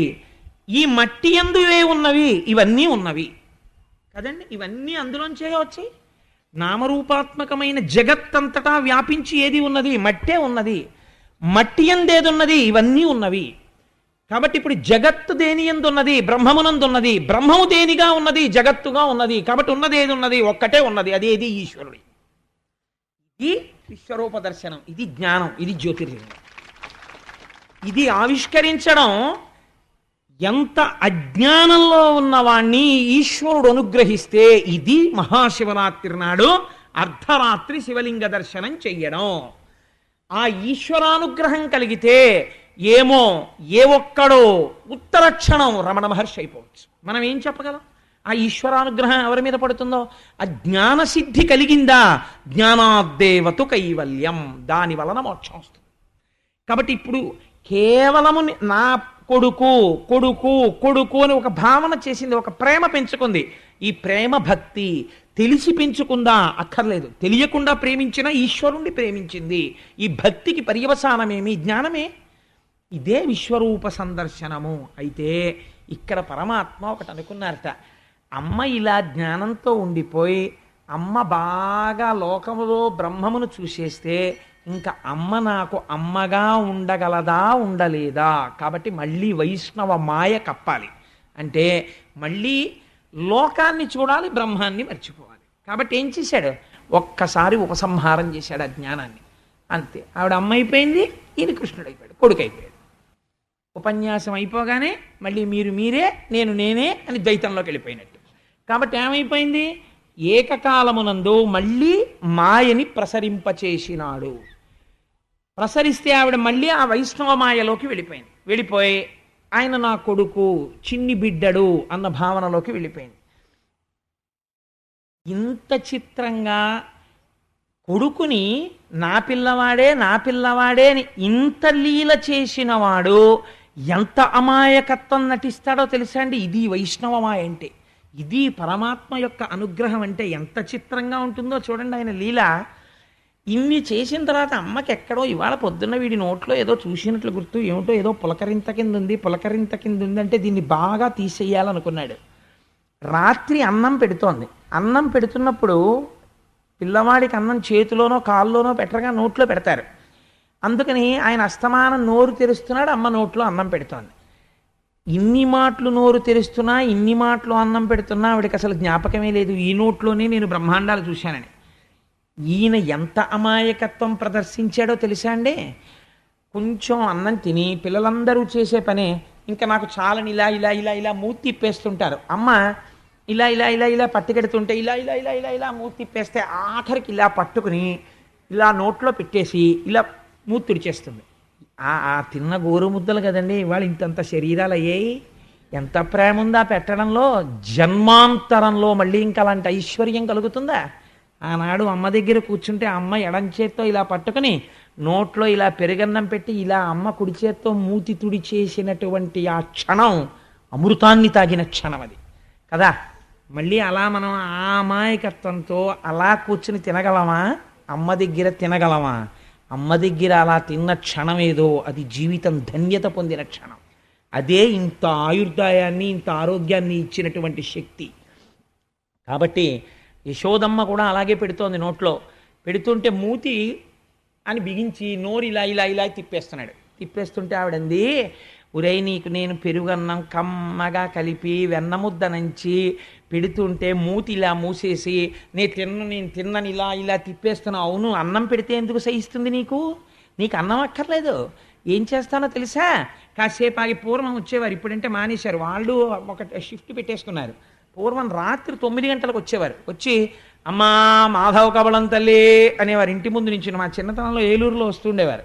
అంటే ఇళ్లల్లో అన్నం తినేసిన తర్వాత మాధవ కబళం కోసం వస్తాడరా అని ఒక సంస్కృతి అలవాటు చేసేవారు. వాడికి కూడా పెట్టాలి, లేకపోతే వాడికి అన్నం తినకపోతే నిద్ర పట్టదు. అందుకే జాగరణ చేస్తే పేదవాడి కష్టం తెలుస్తుంది. అన్నం తినలేదనుకోండి నిద్ర పట్టదు వాడికి రాత్రి. అందుకని వేరే వాడికి ఒక ముద్ద ఉంచండి అని చెప్పి కాస్త ఉంచేవారు. ఒక్క ముద్ద తక్కువైతే మజ్జిగ తాగు పడుకోండి, కడుపు చల్లగా నిద్ర పడుతుంది. కానీ ఇంకొకటికి పెట్టి పడుకోవాలని ఉంచేవారు ఆ గిన్నెలో ఉంచి. ఎవరే మాధవ కబళం వాడు ఇంకా రాలేదురా అని ఎదురు చూసేవారండి వాడి కోసం. వాడు అమ్మ మాధవ కబళం అమ్మాయ వచ్చేసాడు రా పెట్టేసి పడుకుందానికి అవ్వగా వెళ్ళి ఆయన వేసి వచ్చి పడుకుని నిద్రపోయేవారు. అలా మాధవ కబళం దాని పేరు. ఎంత విచిత్రమైన పేరో చూడండి. అది మాధవుడికి ఇస్తున్న కబళం. మాం అంటే లక్ష్మీదేవి, ధవుడు అంటే భర్త. ఇది ఈ ఆర్తి చూసి ఈశ్వరుడు ఐశ్వర్యం ఇస్తున్నాడు నీకన్నారు. అందుకని ఆ కబళం ఒక ముద్ద తీసుకెళ్ళి ఆయనకి వేసేవారు. 4 ఇళ్లలో 4 ముద్దలు తిని ఆయన చెట్టు కింద పడుకునేవాడు. కాబట్టి ఆవిడంది యశోదాదేవి కాసేపు ఆగి అమ్మా మాధవ కబళం తల్లి అని వాడు వస్తాడు. అప్పుడు నిన్నేం చేస్తానో తెలుసా? నీకు అన్నం అక్కర్లేదు కదా, నేను పెట్టింది అక్కర్లేదు కదమ్మా, ఇంట్లో పిల్లాడు ఉన్నాడమ్మా, వాడికి అన్నం అక్కర్లేదు, వాడిని పట్టుకెళ్ళిపోండి మీతోటి వాడికి ఎప్పుడు ఆ ఆటలు, ఆ ఇల్లు తిరగా, ఈ ఇల్లు తిరగా, ఇలాంటి పనులే చేస్తుంటాడు. అంటే అమ్మ మీద కోపం అనమాట, ఇలా పెట్టేసి మూతి అని చూస్తున్నాడు. నన్ను ఇచ్చేస్తావా అన్నట్టుగాను. నిన్ను ఇచ్చేస్తాను. వాళ్ళు ఏం చేస్తారో తెలుసా, వాళ్ళ దగ్గర పెద్ద పెద్ద భిక్షాపాత్రలు ఉంటాయి, పెద్ద సిల్వర్ క్యారేజీలు పట్టుకొస్తారు. ఒక్కొక్కసారి ఇంట్లో ఏదో పెళ్ళో లేకపోతే విందో అవుతుంది, చాలా ఉండిపోయాయా అంటారు. అప్పుడు వాళ్ళు 4-5 గిన్నెలు తీసేవారు, ఓ గిన్నెలోంచి తీసి ఇవన్నీ పెట్టుకుని చక్కగా పెద్ద బ్యాగ్లో పెట్టుకుని వెళ్ళిపోయేవారు, గోను సంచి లాంటి దాంట్లో. వాళ్ళ దగ్గర అలాంటిదో సంచి ఉంటుంది, నిన్ను తీసుకెళ్ళి ఆ సంచిలో పడేస్తారు. వాళ్ళు ఏం చేస్తారు తెలుసా, మూట కట్టేసి భుజాన వేసుకుని ఊరు బయటికి వెళ్ళిపోతారు. వెళ్ళిపోయి వాళ్ళందరూ బైరాగులు చెట్టు కింద పడుకుంటారు రాత్రి, ఈ మాధవ కబలం తినేసి. అక్కడికి తీసుకెళ్ళి వాళ్ళు అన్నిళ్ళల్లోంచి పట్టుకొచ్చింది నీకు పెడతారు. పాపం ఆయన అంతే కదండి, అన్నిళ్ళల్లో నైవేద్యాలు తింటాడుగా, అందుకని తెలియకుండా స్తోత్రం చేసేస్తోంది ఆవిడ. తీసుకెళ్ళి నీకు అప్పుడు పెడతారు. అప్పుడు నీకు ఎంత రుచిగా ఉంటుందో, అమ్మ పెడితే ఎందుకు ఎక్కుతుంది నీకు, అప్పుడు వాళ్ళ దగ్గర తిను. అప్పుడు వాళ్ళు తినకపోతే ఏం తినో అని ఇలా బొగ్గట్టుకుంటారు. అప్పుడు ఇలా నోరు తెరిచి తిందువు కానీ అనేటప్పటికి ఇలా కోపంగా చూస్తున్నాడు, అమ్మ వంక నన్ను అన్నేసి మాటలంటావా అని. ఇంతలోకే నిజంగా అమ్మా మాధవ కమలం తల్లి అన్నాడు ఎవరో. అయ్యో వచ్చిన వాడిని ఉట్టినే పంపించకూడదని ఈవిడ కాస్త అన్నం తీసుకుని పట్టుకెళ్ళి వేద్దామని ఓ గిన్నెలో పెట్టుకుంటోంది. గభాలను లేచాడు, వెనక నుంచి అమ్మ 2 కాళ్ళు గట్టిగా పట్టేసుకుని ఆ చీరలోకి తల పెట్టేశాడు. వదలడు అడుగులేద్దామంటే, ఉరే వదలరా అంటే, భిక్షులు ఒత్తురు ఏడ్చిన భిక్షాపాత్రమున వేయిచి బెగడించి నిను శిక్షింతురని చెప్పిన భిక్షులకని తల్లి కనియు భీతిల్లు నృపా. అమ్మ వంక మాధవ కబలం తల్లి అన్నవాడి వంక చూసి ఇలా భయపడిపోయి అమ్మ నన్ను వేసేస్తావా, అమ్మ నన్ను వేసేస్తావా అన్నట్టు ఇలా చూస్తుంటే, ఓరి పిచ్చి కన్నా నిన్ను వేసేస్తానా, లేక లేక పుట్టినవాడివి ఎందుకేస్తాను, అన్నం తింటాననేవాడు. కూర్చో, వాడికి మాధవ కబలం వేసి వచ్చేస్తానంటే, అమ్మ నన్ను వేసేకే, అమ్మ నన్ను ఇచ్చేకే, అమ్మ నన్ను ఇచ్చేకే, నిన్ను ఇవ్వనురా, నువ్వు కూర్చో, నిన్ను ఎందుకు ఇచ్చేస్తాను రా, నువ్వు నా కన్నవాడివి, నిన్ను ఇస్తానా నాన్న అని ముద్దు పెట్టుకుని అక్కడ కూర్చోపెట్టి వేసి వస్తే, అప్పుడు దొంగ నవ్వు నవ్వితే ఆ నవ్వు చూసుకుని యశోద మురిసిపోయేది. ఈ ముందు లీలకి ఈ లీలకి ఏమైనా ఎంత అమాయకత్వం నటించాడండి, ఎంత జ్ఞానంతో ఎంత విశ్వరూప దర్శనం చేయించాడు. ఇది కృష్ణ పరమాత్మ అంటే. ఈశ్వరుడు ఏదైనా చేయగలడు. నమో నిధిష్టాయ ప్రియదవదభిష్టాయ చ నమో, నమక్షోదిష్టాయ స్మరహర మహిష్టాయ చ నమో, నమో వర్షిష్టాయ త్రినయన అవిష్టాయ చ నమో, నమః సర్వస్మై తే తదిగమితి శర్వాయ నమః అంటారు. మహిమ్నా స్తోత్రంలో పుష్పదంతుడు పరమశివుణ్ణి ఉద్దేశించి, దూరంగా ఉంటాడు, దగ్గరగా ఉంటాడు, అమాయకుల్లో ఉంటాడు, మహాజ్ఞాని అయి ఉంటాడు, యవ్వనంలో ఉంటాడు, వృద్ధాప్యంలో ఉంటాడు, ఒక రూపంతో ఉంటాడా ఈశ్వరుడు. ఎంత మాయ చేశాడో చూడండి. అందుకని ఈ స్తోత్రం అయిపోయిన తర్వాత, ఈ లీల అయిపోయిన తర్వాత, అసలు ఇది వింటున్నటువంటి పరీక్షిత్తుకి కడుపు మండిపోయింది. ఎందుకు మండిపోయిందంటే ఆయన అన్నాడు, ఏమయ్యా ఎప్పుడైనా ఓ నోము నోచిన వాళ్ళు ఉంటారు, ఓ వ్రతం చేసిన వాళ్ళు ఉంటారు, అభిషేకం చేసుకున్న వాళ్ళు ఉంటారు. ఏమిటే సుఖమహర్షి నువ్వు చెప్తున్నది, భగవంతుణ్ణి పట్టుకుని ఇలా అంటూ ఉండడమా, విశ్వరూప సందర్శనం చూడడమా, భయపడిపోయినట్టు గట్టిగా కౌగిలించుకోవడమా, ఉండ్రానికి కూర్చోపెట్టడమా, అన్నం పెట్టడమా, పక్కన పడుకోపెట్టుకోవడమా, పాలు ఇవ్వడమా, తండ్రి గారు నందుడు గబగబా ఇంట్లోకి వస్తుంటే వేసుకున్న కిర్రు చెప్పులు కిర్రు కిర్రుమంటుంటే ఎంతో భయపడిపోయిన వాళ్ళ ఇలా నక్కి నక్కి నించోడమా, నించుని బలరాముడు కృష్ణుడు వెళ్ళి గబగబా ఆయన చేతిలో ఉన్నటువంటి ఆ పశువుల్ని తోలే కర్రని, ఆయన ఉత్తరీయాన్ని అందుకోవడమా, నాన్నగారండి కాళ్ళు కడుక్కోండి అని చిన్ని కృష్ణుడు చెంబుతో నీళ్లు తెచ్చి ఆయన కాళ్ళ మీద పోసి చిన్న బుజ్జి బుజ్జి చేతులతో కడగడమా. ఏమిటయా ఈ అదృష్టం, ప్రపంచంలో ఇలాంటి వాళ్ళు ఎవరైనా ఉన్నారయా భార్యాభర్తలు? జగదీశ్వరునకు చన్నిచ్చు తల్లిగా ఏమి నోము నోచెయ్యి యశోద, పుత్రుడంచు అతని పోషించు తండ్రిగా నందుడేమి చేసే నందితాత్మ. ముందు నాకు అసలు ఇది చెప్పన్నాడు. ఎంత బాధ వచ్చిందో చూడండి. అసలు ఏం అదృష్టం రా ఆ నందుడిది యశోదది. అసలు వీళ్ళిద్దరూ ఏం పూజ చేస్తే కృష్ణుడు ఇలా కొడుకై పుట్టాడో నాకు ఇది చెప్పు అన్నాడు. నేను అనుకుంటున్నాను మీకు అందరికీ కోరిక వచ్చేసి ఉండాలి. అసలు అయితే ఓ కోరిక ఉండాలి, కృష్ణుడు పెరిగిపోకుండా ఇలాగే ఉంటే బాగుండు లీలలన్నీ అని కూడా. నాకైతే ఏమనిపిస్తుందో తెలుసా అండి, ఒక్కొక్క లీల దాటిపోతుంటే అమ్మో ఇంకా పెద్దవాడైపోతున్నాడు, ఇంకా గంభీరమైన స్థాయికి వెళ్ళిపోతాడు. భగవద్గీత చెప్పిన కృష్ణుడి కన్నా వెన్న దొంగతనం చేసిన కృష్ణుడే బాగుంటాడు, ఇలాగే బాగుంటాడేమో అనిపిస్తుంది నాకు. అలా ఎంత చిత్రమో చూడండి. పరీక్షిత్తు కూడా ఇదే ప్రశ్న వేశాడు. వేస్తే ఆయన అన్నారు, సుఖబ్రహ్మ ఒక నవ్వు నవ్వి, ఏమి తపస్సు చేశారో నేను చెప్పనా? ఏమీ చేయలేదు. ఇది విచిత్రం. కృష్ణ పరమాత్మ భూమండలం మీద ఆవిర్భవించే ముందు దేవతల్ని తమ అంశలతో ఆవిర్భవించమన్నాడు. చతుర్ముఖ బ్రహ్మగారు ప్రజాపతులలో అక్కడ ఉండేటటువంటి ఆ వసువులలో ప్రముఖుడైనటువంటి వాడు ద్రోణుడు. ఆ ద్రోణుడి భార్య ధర, వీళ్ళిద్దరినీ పిలిచి శ్రీమన్నారాయణుడు కృష్ణ పరమాత్మగా ఆవిర్భవిస్తున్నాడు, మీరిద్దరూ కూడా వెళ్ళి భూమి మీద అవతరించండి అన్నారు. అంటే ఆయన అన్నారు, మేము అవతరిస్తాం, మేము భూమి మీదకి వెడతాం, గొల్లవాడిగా గొల్లవాని భార్యగా మేము జన్మిస్తాం, కానీ మాకొక్క వరం ఇస్తే వెడతాం. ఏమిటో తెలుసా? భూమి మీద అవతరించినటువంటి కృష్ణ పరమాత్మని మా కొడుకు అన్న భావనతో కొడుకుగా లాలించి పెంచి పోషించే వరం ఇస్తే వెడతామన్నారు. మీకు కూడా ఆ వరం ఉన్నది భూమి మీద పుట్టిన వాళ్ళకి. ఏమిటో తెలుసా అండి? మీ ఇంట్లో ఒక్క కృష్ణమూర్తి ఉండి ఆయనకు తులసిమాలేసి ఆయన మూతి వంక చూసి, ఆయన ముక్కు వంక చూసి, ఆయన కళ్ళ వంక చూసి, ఆయన వేణువు వంక చూసి, ఆయన కట్టుకున్న పంచవంక చూసి అలా నించుంటాడు చూడు, హాయిగా టీవీ చూస్తాడు, వచ్చే వాళ్ళని చూస్తాడు, వెళ్ళే వాళ్ళని చూస్తాడు. పోనీ నాన్నగారు ఇంత అలిసిపోయారని వెళ్ళి ఓ తులసిమాల తను తెచ్చుకోవచ్చు కదా, ఓ 2 రూపాయలు పెట్టి తులసిమాల తేడు, ఏమీ చెయ్యడు, ఓ పురాణానికి రాడు, ఓ గుళ్ళోకి రాడు. నాన్నగారండి మీరు బయట తాళం వేసుకెళ్ళిపోండి, నేను ఇంట్లో ఆడుకుంటానని ఎప్పుడు ఆ వేణువు పెట్టుకుని ఆడుకుంటూ ఉంటాడు ఇంట్లో తిరుగుతూ. ఇలా అయితే ఎలాగరా నాన్న కృష్ణుడి వంక చూసి మీరేదో తండ్రి అనుకుని, ఆ తర్వాత ఒక రోజున స్వామి నువ్వు జగత్ ప్రభువి అనుకుని, అమ్మో కృష్ణుడికి పొద్దున్నే పాలు ఇవ్వకపోతే బాబాయ్ చాలా అల్లరి చేసేస్తాడు, అమ్మ నాకు ఇంకా పాలు ఇవ్వలేదా అనుకుని ఇంటి ఆవిడ అనుకుని ఓ గ్లాస్తో కొద్దిగా పాలు తీసుకొచ్చి ఆయన దగ్గర పెట్టి, కృష్ణ పాలు తాగాయి, ఏడుపు మొదలెట్టకు, అమ్మ నువ్వు ఇంకా పాలు ఇవ్వలేదమ్మా అని అరవకు, కాసిన పాలు తాడు అని కాసిన పాలు అక్కడెట్టి కాస్త అన్నం తినే ముందు ఇంత పెరుగన్నం కలుపుకొని గబగబా కృష్ణయ్య వచ్చి పక్కన కూర్చున్నట్టు ఓ ముద్ద ఆయనకి పెట్టి ఓ ముద్ద తను తింటున్నట్టు భావన చేస్తే మీరు యశోద కాగలరు. అంతే కదండి. మరి అదే కదా వాళ్ళు అడిగింది, అదే కదా ఆయన ఇచ్చింది. కాబట్టి ఇదయ్యా వాళ్ళు అడిగింది. లోపల ఇక్కడ అటువంటి సంస్కార బలం ఉండగలిగితే కృష్ణుడు లొంగుతాడు అని ఆ రోజున సుఖబ్రహ్మ ఈ అద్భుతమైనటువంటి ఈ ఆఖ్యానాన్ని వివరించి ఇప్పుడు చెప్పబోయేటటువంటి లీల ఉలూకల బంధనము అంటారు దీన్ని. ఈ ఉలూకల బంధనము మహాత్ములైనటువంటి వారు కొంతమంది అయితే ధ్యానం చేస్తూ స్పృహ తప్పిపోయి 6 నెలలు అలా ఉండిపోయారు. అంత అద్భుతమైనటువంటి లీల.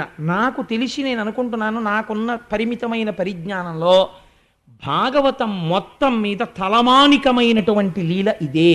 గోవింద పట్టాభిషేకం కూడా దీని తర్వాతే. అంత గొప్ప లీల ఈ లీల. ఈ లీల వినడం కోసమని ప్రత్యేకం చెప్పించుకుని అయ్యా మాకొక్కసారి ఉలూకల బంధనం చెప్పరా అని అడుగుతూ ఉంటారు పెద్దలు. అలా చెప్పించుకొని పెద్దల్ని పిలిచి విని పొంగిపోతుంటారు. అంత సర్వోత్కృష్టమైన లీల ఉలూకల బంధన వృత్తాంతం. ఇవాళ మహాశివరాత్రి మన అదృష్టం. నేను ప్రత్యేకం తేలేదు, వరుసలో ఉలూకల బంధనం వచ్చింది. నాకు నిన్న రాత్రిది జ్ఞాపకం వచ్చే పక్కన పెట్టడానికి నువ్వెవరు, వీళ్ళందరికీ ఉలూకల బంధనం చెప్పించాలని ఇవాల్టికి ఆ లీల తెచ్చాను. పక్కన పెట్టడానికి నువ్వెవరు, నువ్వు అదే చెప్పనిపించింది. కాబట్టి రేపు నేను అదే చెప్తానడానికి కారణం అది. కాబట్టి ఇప్పుడు నేను ఉలూకల బంధన వృత్తాంతం చెప్తాను, మీరు సంతోషంగా దాన్ని అవధరించండి. ఒకనాడు యశోదమ్మ ఆ పెరుగు చిలుకుతోంది. భగవానుడు జన్మించిన తరువాత అక్కడ ఐశ్వర్యం ఎక్కువైపోయింది. ఐశ్వర్యం ఎక్కువైపోవడం అంటే ఎవరికి ఏది ఐశ్వర్యమో అది ఐశ్వర్యం. ఒక బ్రాహ్మణుడు ఉన్నాడు అనుకోండి, ఆయన యందు జ్ఞాన విభూతి విశేషంగా పెరగడం ఆయనకు ఐశ్వర్యం. ఆయన 10 మందిని ఉద్ధరించగలగడం ఆయనకు ఐశ్వర్యం. ఒక వైశ్యుడు ఉన్నాడనుకోండి, ఆయన వర్తకం బాగా సాగడం ఆయనకు ఐశ్వర్యం. ఒక ఉద్యోగి ఉన్నాడనుకోండి, తన ప్రభువు అధికారి మెచ్చుకునేటట్టుగా తాను పని చేయగలగడం ఆయనకు ఐశ్వర్యం. గొల్లలకి వాళ్ళకి తెల్లవారి లేస్తే ఐశ్వర్యం పాలు, పెరుగు, వెన్న, నెయ్యి, ఇవి పెరగడం వాళ్ళకి ఐశ్వర్యం. కృష్ణ పరమాత్మ ఆవిర్భవించిన తరువాత విశేషమైనటువంటి పాలు ఇవ్వడం మొదలుపెట్టాయి అక్కడ ఉన్నటువంటి గోవులన్నీ కూడా. అందుచేత వాళ్ళకి ఆ పాలు పెరిగాయి, పెరుగు పెరిగింది, వెన్న పెరిగింది, నెయ్యి పెరిగింది. చిత్రం ఏమిటంటే షేరు పాలు ఇచ్చేటటువంటి ఆవులు 4 షేర్ల పాలు ఇస్తున్నాయి. చిన్న చిన్న కుండలు ఉన్న వాళ్ళు పెద్ద పెద్ద కుండలు కొనుక్కున్నారు. ఆ పాలు కూడా గట్టిగా తోడుకునేవి. ఎవరి ఐశ్వర్యం వాళ్ళకి ఆదరణీయం. ఒక బ్రాహ్మణుడు ఉన్నాడు అనుకోండి, ఆయనకి జ్ఞానమునందు అభినవేశం ఉందనుకోండి, ఆయనకి ఉత్సాహం ఉందనుకోండి, ఆయన తెల్లవారు లేవగానే స్నానం చేసి గాయత్రి చేసుకుంటే తప్ప బయటికి రాడు. అలా వాళ్ళు చల్ల చిలికితే వాళ్ళు మామూలుగా చల్ల చిలకరు. చల్ల చిలికే ముందు వాళ్ళు తలస్నానం చేసి చక్కటి పట్టుచీర కట్టుకుని కొప్పులో పువ్వులు పెట్టుకుని ఇక్కడ నుంచి ఇక్కడికి గాజులు వేసుకుని, ఇవన్నీ ఐశ్వర్యాలు. మెడలో మంగళసూత్రం చప్పుడవుతుండగా ఇన్ని గొలుసులు వేసుకుని ఆ పట్టుచీర తీసి ఇలా దోపుకుని చక్కగా ఆ తాడు పట్టుకుని, ఇంట్లో ఆడవాళ్ళకి ఉన్న గమ్మత్తైన శక్తి ఒకటి ఉంటుంది. ఏమిటో తెలుసా అండి? వాళ్ళు వేదప్రోక్తమైనటువంటివి మంత్రబద్ధమైన విషయములే చదవాలని ఏం లేదు. అందుకే ఆడవాళ్ళు చదువుకోవడానికి వీలైన రీతిలో, ప్రమాదరహితమైన రీతిలో ఉంటాయి కొన్ని కొన్ని. ఇప్పుడు లక్ష్మీ కళ్యాణం మీకు ఇచ్చిన బహుమానం లాంటిది. ఇవి చదువుకుంటుంటే అవి వినపడుతుండగా ఇంట్లోకి భూతప్రేతాది శక్తులు ప్రవేశించవు. రెండు, ఈశ్వరనామం వినపడుతుంటుంది కాబట్టి ఇంట్లో ఒక గొప్ప సంస్కార బలం, ఐశ్వర్యం వృద్ధిలోకి వస్తాయి. వీళ్ళు చెప్తున్నటువంటి భగవన్నామం భర్తని కూడా రక్షిస్తుంది. కాబట్టి పూర్వం అలా భగవన్నామం చెప్తూనే అన్నీ నడిపిస్తూ ఉండేవారు. నేను తరచు చెప్తుంటాను, మా చిన్నతనంలో నిద్ర లేచేటప్పటికీ మమ్మల్ని 4 గంటలకు లేపి ఒరే మొహం కడుక్కొని చదువుకోండి అనేవారు. నిజంగా చదువుకుందామని కూర్చుంటే అప్పుడప్పుడు మా అమ్మమ్మ గారు వాళ్ళు వస్తుండేవారు, వీధిలో కూర్చుని చదువుకోండి అనేవారు. ఎందుకంటే మా బలహీనత కనిపెట్టేశారు వాళ్ళు. పెరట్లో ఒక లైట్ సరిపోతుంది కదా అని ఒరే మీరు వంటింట్లో కూర్చొని చదువుకోండి, మేమేమో అక్కడ ఏదో స్నానాలు చేస్తామంటే వీళ్ళు మామూలుగా స్నానం చేసేవారు కాదు. స్నానం చేస్తూ అందమైన పాటలు పాడేవారు స్వామికి. ఒంటి చర్మము తీసి చెప్పులు కొట్టి నా కక్కయ్య వచ్చేను మేలుకో, మేలుకో జగదీశ మేలుకో పరమేశ మేలుకు నీ మమ్మింక ఏలుకో అని ఇలాంటివి పాడుతుంటే మా మనస్సు దాని మీద కలిపేది. అబ్బాయి ఎంత బాగుందో ఆ సుప్రభాతం. ఏమిటో ఒంటి చర్మము తీసి చెప్పులు కొట్టి నాని. ఇక్కడ హుమయూన్ చక్రవర్తికి అక్బర్ జన్మించను అంటుండేవాళ్ళం, కానీ ఒంటి చర్మము తీసి చెప్పులు కొట్టి నా దాని మీద వెళ్ళిపోతుండేది ధ్యాస. వీళ్ళు కనిపెట్టేసి కొన్నాళ్ళకి వీధిలో కూర్చో అన్నారు. అలా అయిపోయిన తర్వాత వదిలిపెట్టేవారా? ఇది అయిపోయేది అంతే. సుప్రభాతం మానసికంగా వెళ్ళిపోయేవారు ఎక్కడికో. వెళ్ళిపోయి శ్రీరంజంబుగ శ్రీగిరి యాత్రకు కూరిమిసతితో కూడి నడచితిని పల్లెలు పురములు పట్టణంబులు పేటలు దాటితే కోటలు దాటితే అడుగులు దాటితే మడుగులు దాటితే అన్నీ దాటితే కంటిని శ్రీగిరి కన్నుల నిండా వింటిని మహిమలు వీనుల నిండా ఆ మహిమలు నేనేమని చెప్పదు దారుని లోపల దౌతాచలమది మేరుని కంటెను మిక్కుటమైనది బ్రహ్మ నిర్మల బహిశృంగంబులు వాటమైన పూదోటలు మిక్కిలి మాటలు నేర్చిన మంచి మృగంబులు తప్పిపోక పాతాళ గంగలో తెప్పున తేలుచు తీర్థంబాడుచు చలగుచుమడి వస్త్రంబులు కట్టితే పొలుపుగ నుదుట విభూతి ధరించితి పిల్లారయ్యకు ప్రియముగ మ్రొక్కితి ద్వారపాలకుల దర్శనమాయను ద్వారమందురత నాలగద్దపై చూచితినెవ్వరు చూడని లింగం నిరుపద్రవమగు నిశ్చలలింగం ఆదితేజమగు ఐక్యలింగం పురాణప్రదమగు పవిత్రలింగం లింగముగనుగొని లింగదేహినై వెళ్ళిపోయాము శ్రీశైలం మహాశివరాత్రి నాడు. అలా మానసికంగా శ్రీశైలం వెళ్ళిపోయేవారు. రాత్రి అయ్యేటప్పటికి మళ్ళీ పడుకుంటూ లాలి లలితాంబ లాలి మా ఇంట వెలయుమా పద్మపాణి హరిసాటి నీలవేణి భక్తులా పాలిటిది కల్పవల్లి అని అది చెప్పడం కూడా చిట్ట చివరికి వచ్చేసేటప్పటికి ఎంత అందంగా చెప్పేవారంటే చాగంటి వారింట బాలకోమార్తెవై బంగారు పువ్వులా పూజ చేతు అని మా అమ్మమ్మ గారు పాడుతున్నారు అనుకోండి. ఇవటూరి వారింట అంటే మేము చిన్నప్పుడు తెలియక అమ్మమ్మ ఇవటూరు అంటాం ఏంటి, చాగంట అనాలి మా ఇంట్లో అనేవాడు. అంటే ఒరే మీ ఇంట్లో మీరు చాగంట అనుకోండి, మేము ఇవటూరు అంటాం అనేది మా అమ్మమ్మ. అందుకని ఎవరికి వాళ్ళు పెట్టుకుని మళ్ళీ ఆ అమ్మవారికి లాలి పాడుతుంటే ఆ లాలి వినాలని ఎంత ఉత్సాహంగా ఉండేదో, అలా వాళ్ళు పాడుతుంటే ఎంత అందంగా ఉండేవో నిజంగా. ఆ మానస పూజలు, ఆ కీర్తనలు, ఆ దర్శనాలు. సరే ఈ మాట ఎప్పుడైనా భగవంతుడు శివమహాపురాణం చెప్పించినప్పుడు అలాంటి వాటిలోకి వెళదాం. అందుకని ఇవి మీ కోర్కెలు. కాబట్టి ఆ విధంగా ఆ యశోద సంతోషంగా పెరుగు చిలుకుతోంది. చిలుకుతూ ఒక పక్క నోటి వెంట భగవన్నామం పలుకుతోంది, భగవత్ కథలు పలుకుతోంది, మనస్సులో కృష్ణయ్యని తలుచుకుంటోంది. చేసేది పవిత్రమైనటువంటి దధిమథనం. వెనక పువ్వులలోంచి సువాసన వస్తోంది. చేతి గాజులు ఘల్ ఘల్ ఘల్ మని, ఆ తాడు ఇటు తిరిగి లాగినప్పుడు ఈ గాజులు ఘల్, ఇటు లాగినప్పుడు ఈ గాజులు ఘల్, ఆ ఘల్ ఘల్ మని కాళ్ళకి పెట్టుకున్నటువంటి అందెలు కదులుతున్నప్పుడు ఘల్లుమంటూ మొలకి పెట్టుకున్నటువంటి వడ్డాణం, అసలు ఆ వడ్డాణాలే కరువైపోయాయి. ఆ వడ్డాణాలకి గంటలు, ఆ చిరుగంటల చప్పుళ్ళు చక్కగా అలా మోగుతూ ఆవిడ దధిమధనం చేస్తుంటే ఇప్పటికీ వెంకటేశ్వర స్వామి వారు నిద్ర లేకపోతే మనం దెప్పి పొడుస్తాం. ఏం మరిచిపోయావా? యోషా గణీనవ రదగ్ని విమధ్యమాని ఘోషాలయేషు దిమంధన తీవ్ర ఘోషా రోషాత్ కలిం విదధతే కకుభశ్చ కుంభా శ్రీవేంకటాచలపతే తవ సుప్రభాతం. స్వామి, ఆ రోజున నువ్వు కృష్ణ పరమాత్మగా వెళ్ళినప్పుడు పెరుగులో కవ్వం దిగేది కాదు, అంత గట్టిగా తోడుకునేది. ఆ కవ్వం తిప్పుతుంటే ఈ కవ్వానికి కుండకి దెబ్బలాటొచ్చిందా అన్నట్టుగా పెరుగు చర్ చస్ అంటుండేది. ఆ చప్పుడు వినపట్టల్లా లే అంటారు. అనేటప్పటికీ ముందు ఒకళ్ళ మాత నవ్వుకుంటుంది, యశోద కదా ఆవిడ. అందుకని అలా ఏదో చక్కటి భగవత్ స్తోత్రాలు ఆలాపన చేస్తూ ఆ యశోద దధిమధనం చేస్తోంది. ఎక్కడ నుంచి వచ్చాడో మహానుభావుడు. సుడియుచు గిదుకుచు వాలుచు సడికొట్టుచు అమ్మ రమ్ము చన్నిమ్మనుచున్ వెడబెడ గంతులు వైచుచు కడిసి కడవ బాల కొండు కవ్వము పట్టెన్. ఎంత ఇష్టమో నాకు ఆ పద్యాలంటే. సుడియుచు గిదుకుచు వాలుచు, మహానుభావుడు పోతన గారు ఇక్కడ దర్శనం చేసి రాసుకున్నారండి. పిల్లలు ఇంట్లోకి ఎలా వస్తారో అలా వచ్చారు. ఏదో పెళ్లివారు వస్తారు సాయంకాలం 6 గంటలకి, మగ పెళ్లివారు కదా అని ఏదో చాలా గౌరవంగా గంభీరంగా వాళ్ళతో మర్యాద ఇచ్చి మాట్లాడాలి కదా అని మాట్లాడుతుంటాడు ఇంటి యజమానురాలును. పిల్లలకి ఏం తెలుస్తుంది? వాడు గబగబా ఒంటి నిండా మట్టి రాసేసుకొని పరిగెత్తుకొచ్చేసి, నానమ్మ నాకు మంచినీళ్ళు ఇస్తావా? ఇవ్వాలి, నేను మంచినీళ్ళు తాగి వెళ్ళిపోవాలి ఆటకి, అవతల పరిగెత్తాలి, నేను ఆటకి నాకు టైం అయిపోతుంది, తొందరగా నీళ్ళు ఇచ్చే అంటాడు.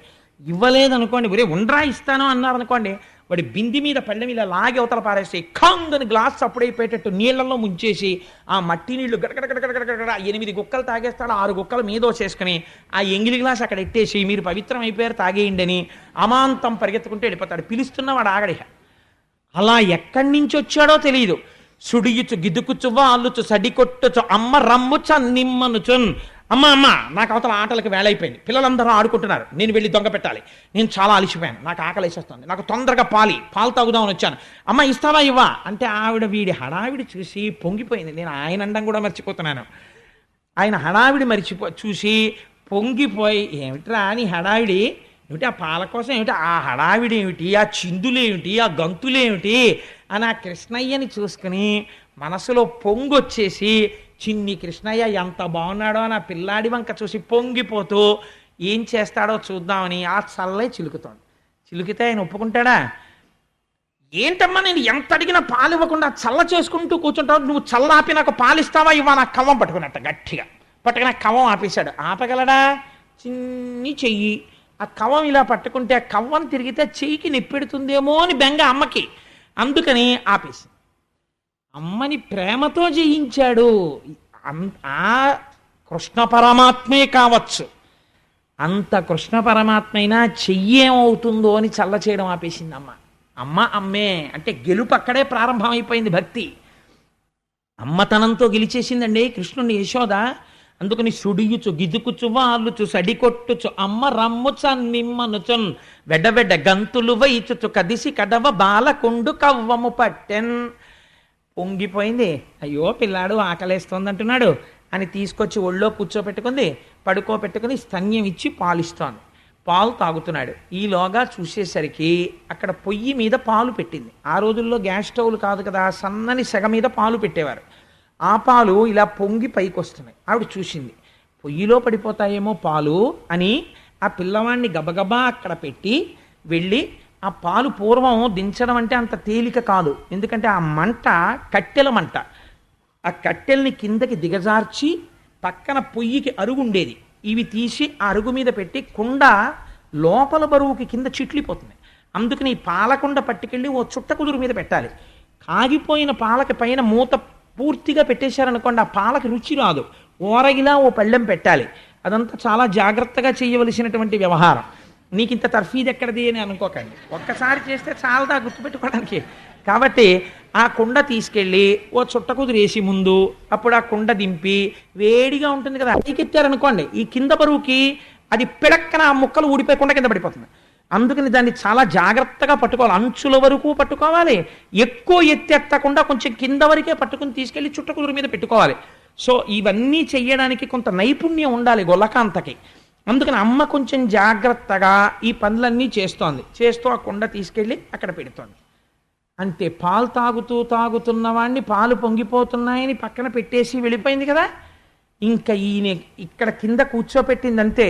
కడుపారంచను బాలు త్రావనిసుతున్ కంజాక్షి పీఠమ్ముపై నిడి పొంగారెడు పాలు దించుటకునయ్యే గంగా తద్బాలుండెక్కుడు కోపంబునవాడి రాతిదది మత్కుంభంబు పోగొట్టి తెంపడరన్ కుంభములోని వెన్నదినే మిథ్యాసంకులద్భాష్పుడై. అక్కడ పక్కన ఓ పేటేసి దాని మీద పిల్లాడిని కూర్చోపెట్టి పాపని నేల మీద కూడా కూర్చోపెట్టలేదు. ఆ పొయ్యి దగ్గరికి వెళ్ళింది, చూశాడు, ఎందుకు దింపేసింది నన్నని చూశాడు. అక్కడ పాలు పొంగుతున్నాయి. అంతే, వచ్చేసింది కోపం. పాలు పొంగితే వెళ్ళరండి అంటే నాకు పాలు ఇవ్వడం కన్నా నేను అవతల ఆటలకు వెళ్ళిపోవాలి. ముందే చెప్పాను నేను వెళ్ళిపోవాలి తొందరగా పాలిమ్మని. నాకు పాలు ఇవ్వడం మానేసి నన్ను పీట మీద కూర్చోపెట్టి నువ్వు పాలు తీసుకోవడానికి వెళ్ళిపోయావా అంటే నేను ఆటలు మానేసి నువ్వు మళ్ళీ పాలు ఇచ్చే వరకు నేను కూర్చుంటానా? ఇది ఆయనకు వచ్చిన భావన. కాబట్టి కోపం వచ్చేసింది. తెంపడరన్, ఇంకా చాలా కోపం వచ్చేసి పెదవులు అదిరిపోతున్నాయి, ఈ బుగ్గలు ఎర్ర పడిపోయి. అసలే చిన్ని కృష్ణుడు, ఓ చిన్న కొప్పు, దానికి ఓ ముత్యాల సరాలు, చేతిలో ఓ వేణువు, ఓ కొమ్ము బూర, ఇవన్నీ పట్టుకుని ఇలా కూర్చుని వినాయకుడిలాగా కోపం వచ్చేసి పెదిమిలు అదిరిపోయి ఏం చెయ్యాలో తెలియలేదు. అత్త మీద కోపం దుత్త మీద చూపించారంటారే అలా. అక్కడ 4 రాళ్ళు ఉన్నాయి, ఆ రాళ్ళు తీశాడు. రాళ్ళు ఎందుకుంటాయండి అని మీకు అనుమానం రావచ్చు. ఈ కుండలు అవి పెట్టే దగ్గర ఒరిగిపోకుండా ఒక్కొక్కసారి కొంచెం దాపు పెట్టడానికి రాళ్ళు పెట్టుకుంటూ ఉంటారు. అందులో ఆ రాళ్ళు ఉన్నాయి. ఓ రాయి తీసి ఆ కుండకేసి కొట్టాడు. కొడితే ఆ కుండ పగిలిపోయాడు. కుండ పగిలిపోయి అందులోంచి వెన్న పైకి వస్తున్నటువంటి ముద్దలు తేరినటువంటి పెరుగు ఒలికిపోయి పల్లం వేపకి ప్రవహిస్తోంది. చూశాడు, నిజంగా ఇంతకన్నా కష్టం ఇంటి యజమానురాలికి వేరొకటి ఉండదు తెలుసా అండి.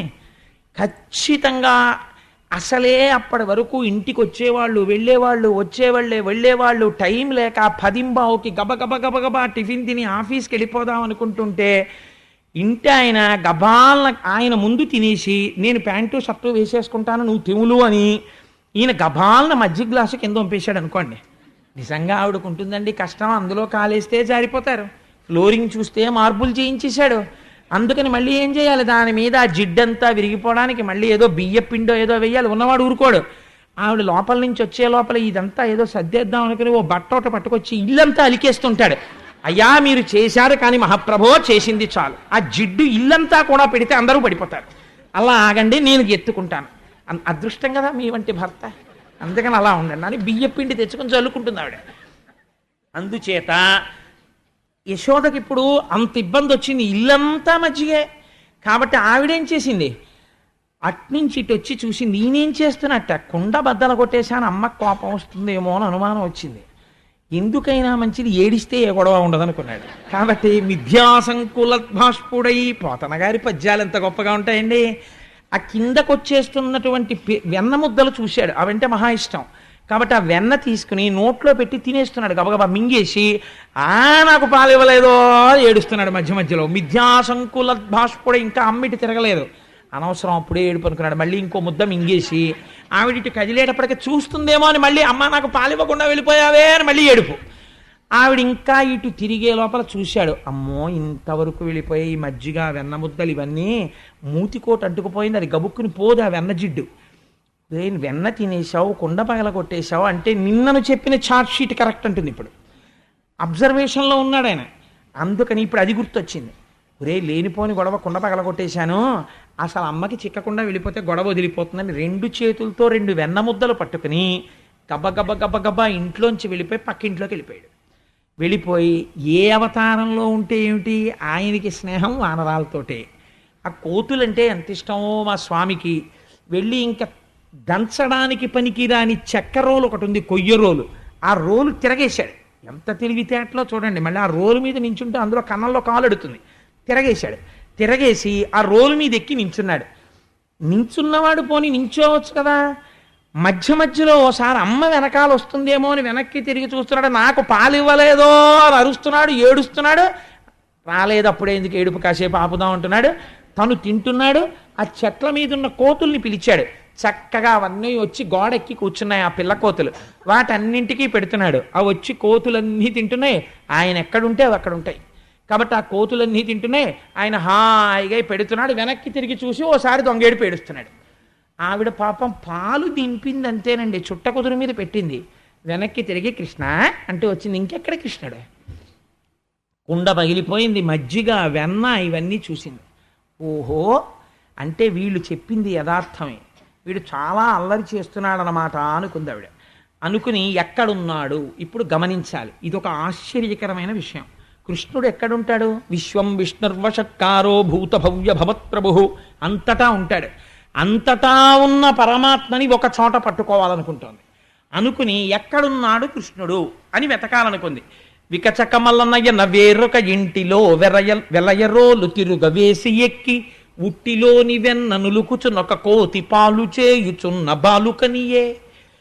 ఓ రోలు తిరగేసి దాని మీదకెక్కి వెన్న ముద్దలు కోతుడికి పెట్టేస్తున్నటువంటి చిన్ని కృష్ణుణ్ణి చూసింది.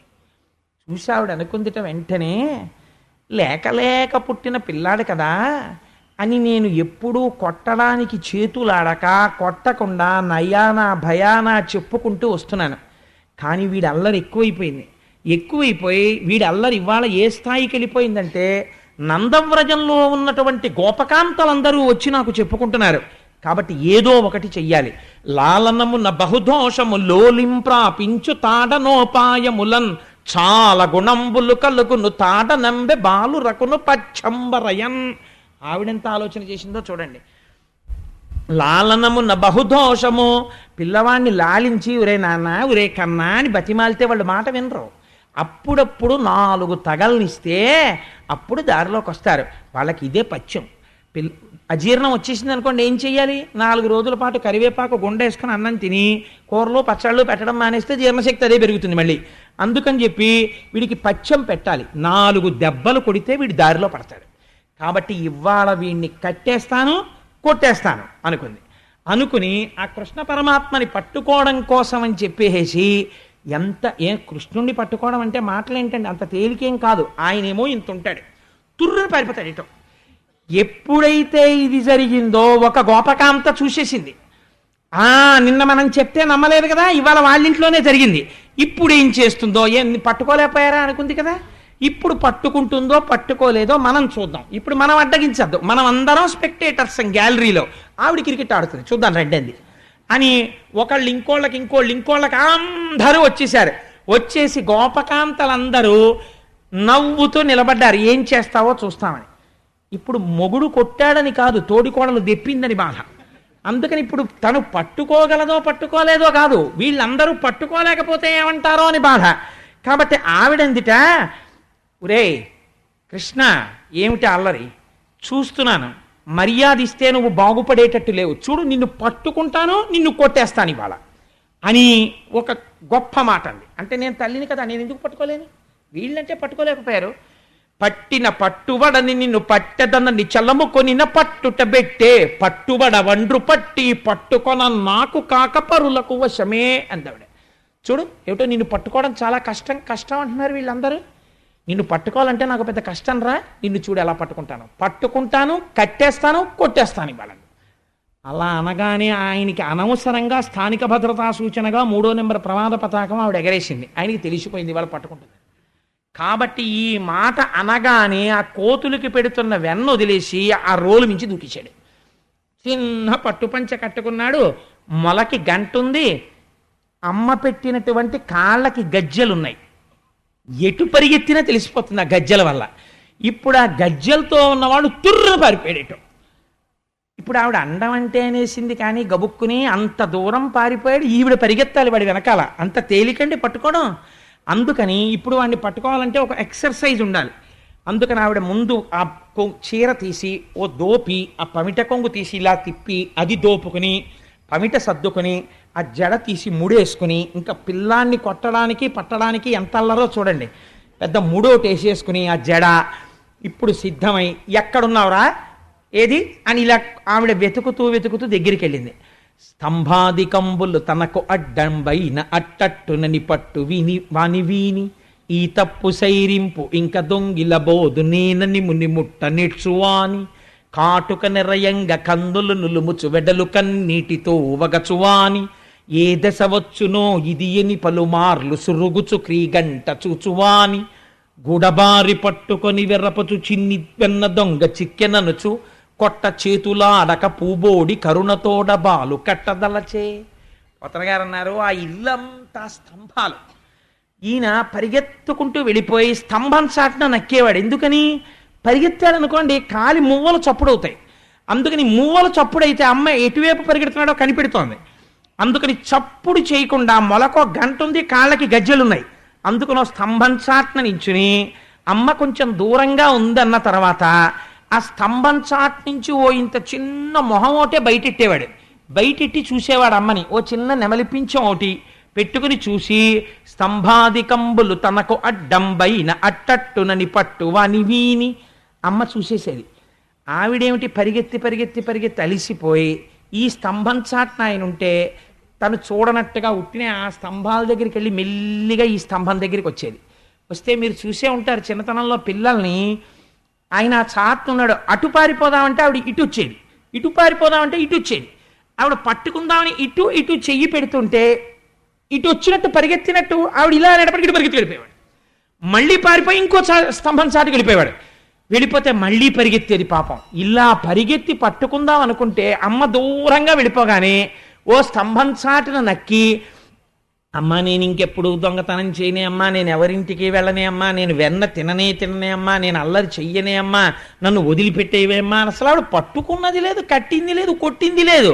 కానీ కాటుక నిరయంగ కందులు నులుముచు వెడలు కన్నీటితో వగచువాని ఓ ఏడుపు, ఇలా కళ్ళు నిలిమేసి ఈ అరిచెయ్యంతా కాటికైపోయింది, ఈ బుగ్గలన్నీ కాటికైపోయాయి, కళ్ళు ఎర్ర పడిపోయాయి. ఈ లీల జరుగుతుంటేటండే 33 కోట్ల మంది దేవతలు పార్వతీ సహితుడై పరమశివుడు చతుర్ముఖ బ్రహ్మగారు ముక్కున వేలేసుకు చూశారట. ఏమిట్రా ఇది, పరమాత్మ ఏమిటి, లీలేమిటి? ఒక అజ్ఞురాలైన గోపిక వెంట పడుతుంటే ఏడుపు నటించి ఇలా ఇలా కళ్ళు నులిమేసుకుంటూ ఇలా దాక్కోవడమా? కుంతీదే అయితే అంది, కృష్ణ నీ భయాన్ని చూసి భయానికి భయం వేసిందండి. అంత నటించేశాడు ఆ రోజున. కాటుక నిరయంగ కందులు నులుముచు వెడలు కన్నీటితో వగచువాని ఏ దశ వచ్చునో ఇది ఎన్ని పలుమార్లు సురుగుచు క్రీగంట చూచువాని. అమ్మిటొచ్చేస్తుందో అని ఇలా చూస్తూ పరిగెడుతూనే ఉన్నాడు. ఆఖరికి చూశాట, దొరకలేదు. ఎందుకు దొరికిపోయాడో తెలుసా అండి? వడల చెమటలగా ఎనుత్తరీయముదార తురుముకున్న విరులు జారిరాల పట్టరాని తనను పట్టెదనని చింత కట్టుకున్న తల్లి కరుణ చూచి. అమ్మ ఆ పరిగెత్తి పరిగెత్తి పరిగెత్తి పరిగెత్తి అలిసిపోయింది. ఇంకా అడుగు తీసి అడుగు వేయలేకపోతోంది. ఆ వేసుకున్న ముడి ఊడిపోయింది, ఆ వేసుకున్న పమిట జారిపోతోంది, పెట్టుకున్న పువ్వులన్నీ రాలి కింద పడిపోయాయి, ఒళ్ళంతా చెమట పట్టింది. ఉక్రోషం వచ్చేస్తోంది కొడుకు దొరకట్లేదని. వెనక్కి చూస్తే వీళ్ళందరూ ఓ పక పక పక పక నవ్వులు. ఏది పట్టుకుంటా అన్నావు కదా కొడుకునని. ఇంకా అడుగు తీసి అడుగు వెయ్యలేక, నాకు దొరకట్లేదు వీడు, చూసావా వీడికి ఇంత పాలిచ్చి పెంచాను, నన్ను ఎంత అవమానం చేసేస్తున్నాడో అని అక్కసొచ్చేసి ఇంకా కళ్ళమ్మ నీళ్లు రావడమే తర్వాయి అమ్మకి. ఈ స్థితిలో పట్టరాని తనను పట్టెదనని చింత కట్టుకున్న తల్లి కరుణ చూచి. ఆయన దొరికేవాడు కాడాయన, అటువంటి వాణ్ణి దొరకాలి పట్టుకుంటానని పరిగెడుతోంది. అయ్య పిచ్చమ్మ, నా కోసం ఇంత పరిగెడుతోంది, నేను దొరకకపోతే అమ్మ కదా, పాపం నలుగురిలో అవమానం అయిపోతుందేమో, దొరికిపోతానమ్మకని దొరికిపోయాట. దొరికిపోతే గూడబారి పట్టుకొని గభాలన ఆ భుజం పట్టుకుంది. కడుపులో అక్కస వచ్చేసింది కదండి, కొట్టేయాలనుకుంది. కానీ ఇలా చెయ్యెత్తేటప్పటికీ ఆ కళ్ళ నిండా కాటుక, బుగ్గల నిండా కాటుక, ఏడుపు, ఇలా వంగిపోయి అని వెక్కేస్తూ అమ్మ అమ్మ అంటుంటే డొక్కలు అదిరిపోతుంటే చూసి అయ్యో పాపం పిల్లాడి ఎలా ఏడి చేస్తున్నాడని కొట్టలేక ఇంకా చెయ్యి రాక కట్టుకున్న ఆ పిల్లవాడిని కట్టేస్తానని మాత్రమే అందిట. వీడిని ఎక్కడో అక్కడ కట్టేస్తానని వాళ్ళందిట. ఎంత మభ్య పెట్టేశాడో చూడండి. అని ఆ పిల్లాన్ని ఇలా చేత్తో పట్టుకుని మోకాళ్ళ మీద కూర్చుంది. నిజంగా ఇక్కడ దర్శనం చెయ్యండి ఆ యశోద అదృష్టం. ఏమమ్మా ఇలా ఎవరికైనా దొరికాడా పరమాత్మ ప్రపంచంలో, ఏమి నీ అదృష్టం అని చూస్తున్నారు దేవతలందరూ. ఆవిడ మోకాళ్ళ మీద కూర్చుని పౌర సన్మానం చేసినంత సంతోషపడిపోతుంది. ఎందుకని? వీళ్ళెవ్వరికీ దొరకని వాడు తనకి దొరికాడు, పట్టుకుంది వాళ్ళ. ఇది ఆవిడ సంతోషం. తల్లి పిల్లల మీద చాలా కోపం వచ్చేసింది అనుకోండి, అమ్మకి గట్టిగా తిట్టడం కూడా రాదు అసలు. అందుకే అమ్మ తిట్లు తాటాకుమంట, అయ్యగారి తిట్లు కాల్చిన ఊచ అలా ఉంటుంది. అమ్మ తిట్లు ఎంత తాటాకుమంటలా ఉంటాయంటే ఓ అరగంట తిడుతుంది. ఎందుకు తిడుతుందో తెలియదు. 8:30 అయిపోతుంది, 8 నుంచి 8:30 వరకు తిడుతుంది ఆ పిల్లని. 8:30కి ఆ పిల్ల వచ్చి అంటుంది, అమ్మ వంకాయ కూర చాలా బాగుండేవి, క్యారేజ్లో ఇంకొంచెం వేయి, మా ఫ్రెండ్స్ కూడా తింటాను. 2 గిన్నెల్లో పెట్టానులే అందరికీ అంటుంది. ఎందుకు ఆ తిట్లు? అమ్మ తిట్లు అంతే. ఆ తిట్లలో కూడా గట్టిగా తిట్టలేదు, తిట్టలేక తన మీద ఉక్రోషం పెట్టేసుకుంటారు. నేను చాలా చోట్ల చూశాను ఇలాంటి సందర్భాలు. పోతన గారు ఎంత దర్శనం చేశారో చూడండి ఆంధ్రీకరించడంలో. ఆ కృష్ణుణ్ణి పట్టుకుని, వీరెవ్వరు శ్రీకృష్ణులు కారా, ఎన్నడును మన్ను తినరట, చోరత్వంబించుకయును నేరరట, ధరిత్రినిట్టి నియతులు కలరే. అబ్బాయి అంత అదృష్టం రా నాన్న. పాపం ఏంటండి ఇలా దొరికిపోయారు, ఏడుస్తున్నారేంటండి? పాపం మీరు శ్రీకృష్ణులు కారేమోయే, ఇలా దొరికిపోయారేమిటో నాకు. పాపం పిచ్చివారు, మీరు ఎప్పుడు వెన్న తినలేదు, నెయ్యి తినలేదు, మీ అమ్మ పెడితే కదూ అదే తింటుంది కడుపుకు అంతాను, అన్నీ తీసుకెళ్ళి ఉట్టి మీద దాచుకుంది, నీకు ఎప్పుడన్నా పెడితే కదూ. అమ్మకి కోపం వచ్చేసింది అనుకోండి పిల్లల మీద, ఇలాగే ఉంటాయి ఆ దెప్పులన్నీ, చిత్రంగా ఉంటాయి. అవును పాప, ఎవరింటికైనా వెళ్ళి అదేంటి ఎంత బాగుంటుంది, ఎంత బాగుందో ఆంటీ మీరు వండిన కూర, మా అమ్మకి ఇలా వండడం రాదు అందనుకోండి, అమ్మకి కడుపులో అక్కసు వచ్చేసి మర్నాడు మంచి కూర వండేసి పెట్టి, అమ్మ కూర చాలా బాగుందమ్మా అన్న తర్వాత కూతురునో మాట అంటుంది. పాపమే మీ అమ్మకి వంట వస్తే కదూ, గాలికి పుట్టి ధూళికి పెరిగారు మీరు, ఏదో పాపం సర్దుకున్నారు. వాళ్ళు వీళ్ళు వండినట్టు నేను ఎక్కడ వండుతాను లేవే, ఇవ్వాలంటే ఏదో కుదిరింది కానీ. అంటే ఎక్కడిది? నిన్న రాత్రిది. ఎంత తాపత్రయమో తను వండింది పిల్లలు సంతోషంగా తినాలని. కాబట్టి చూడండి ఆ అమాయకత్వం నిందించడంలో కూడా, తిట్టడంలో కూడా ప్రేమే. వీరెవ్వరు శ్రీకృష్ణులు ఇవన్నీ ఏవి మనను ఉద్దేశించినవి కావు. వీరెవ్వరు శ్రీకృష్ణులు కారా, నువ్వు కృష్ణ ఏమిటో పాపం, నువ్వు కృష్ణుడివి కావే, చోరత్వం బించుకయ్యను నేరరట. పాపం నీకు దొంగతనం తెలియదుటే, నువ్వెప్పుడు వెన్న తినలేదే, నువ్వెప్పుడు నెయ్యి తినలేదే. పాపం మహానుభావుడు, ఎంత అదృష్టం రా నాకు నీలాంటి కొడుకు పుట్టాడు అంటే కడుపులో మంట. ఈ ధోరణి ఎక్కడికి పోతుందో తెలుసా అండి? మెల్లిగాను క్రమక్రమంగా ఆయన మీదకి వెళ్ళిపోతుంది. వసుదేవు మహానుభావుడు నందుడి మీదకి. ఎందుకని? కొడుకు మీద కోపం ఎక్కడికెడుతుందంటే, నా అదృష్టం రా నాయన ఎంత పూజలు చేశానో, అలాంటి మహానుభావుడు ఏది అక్కర్లేదు.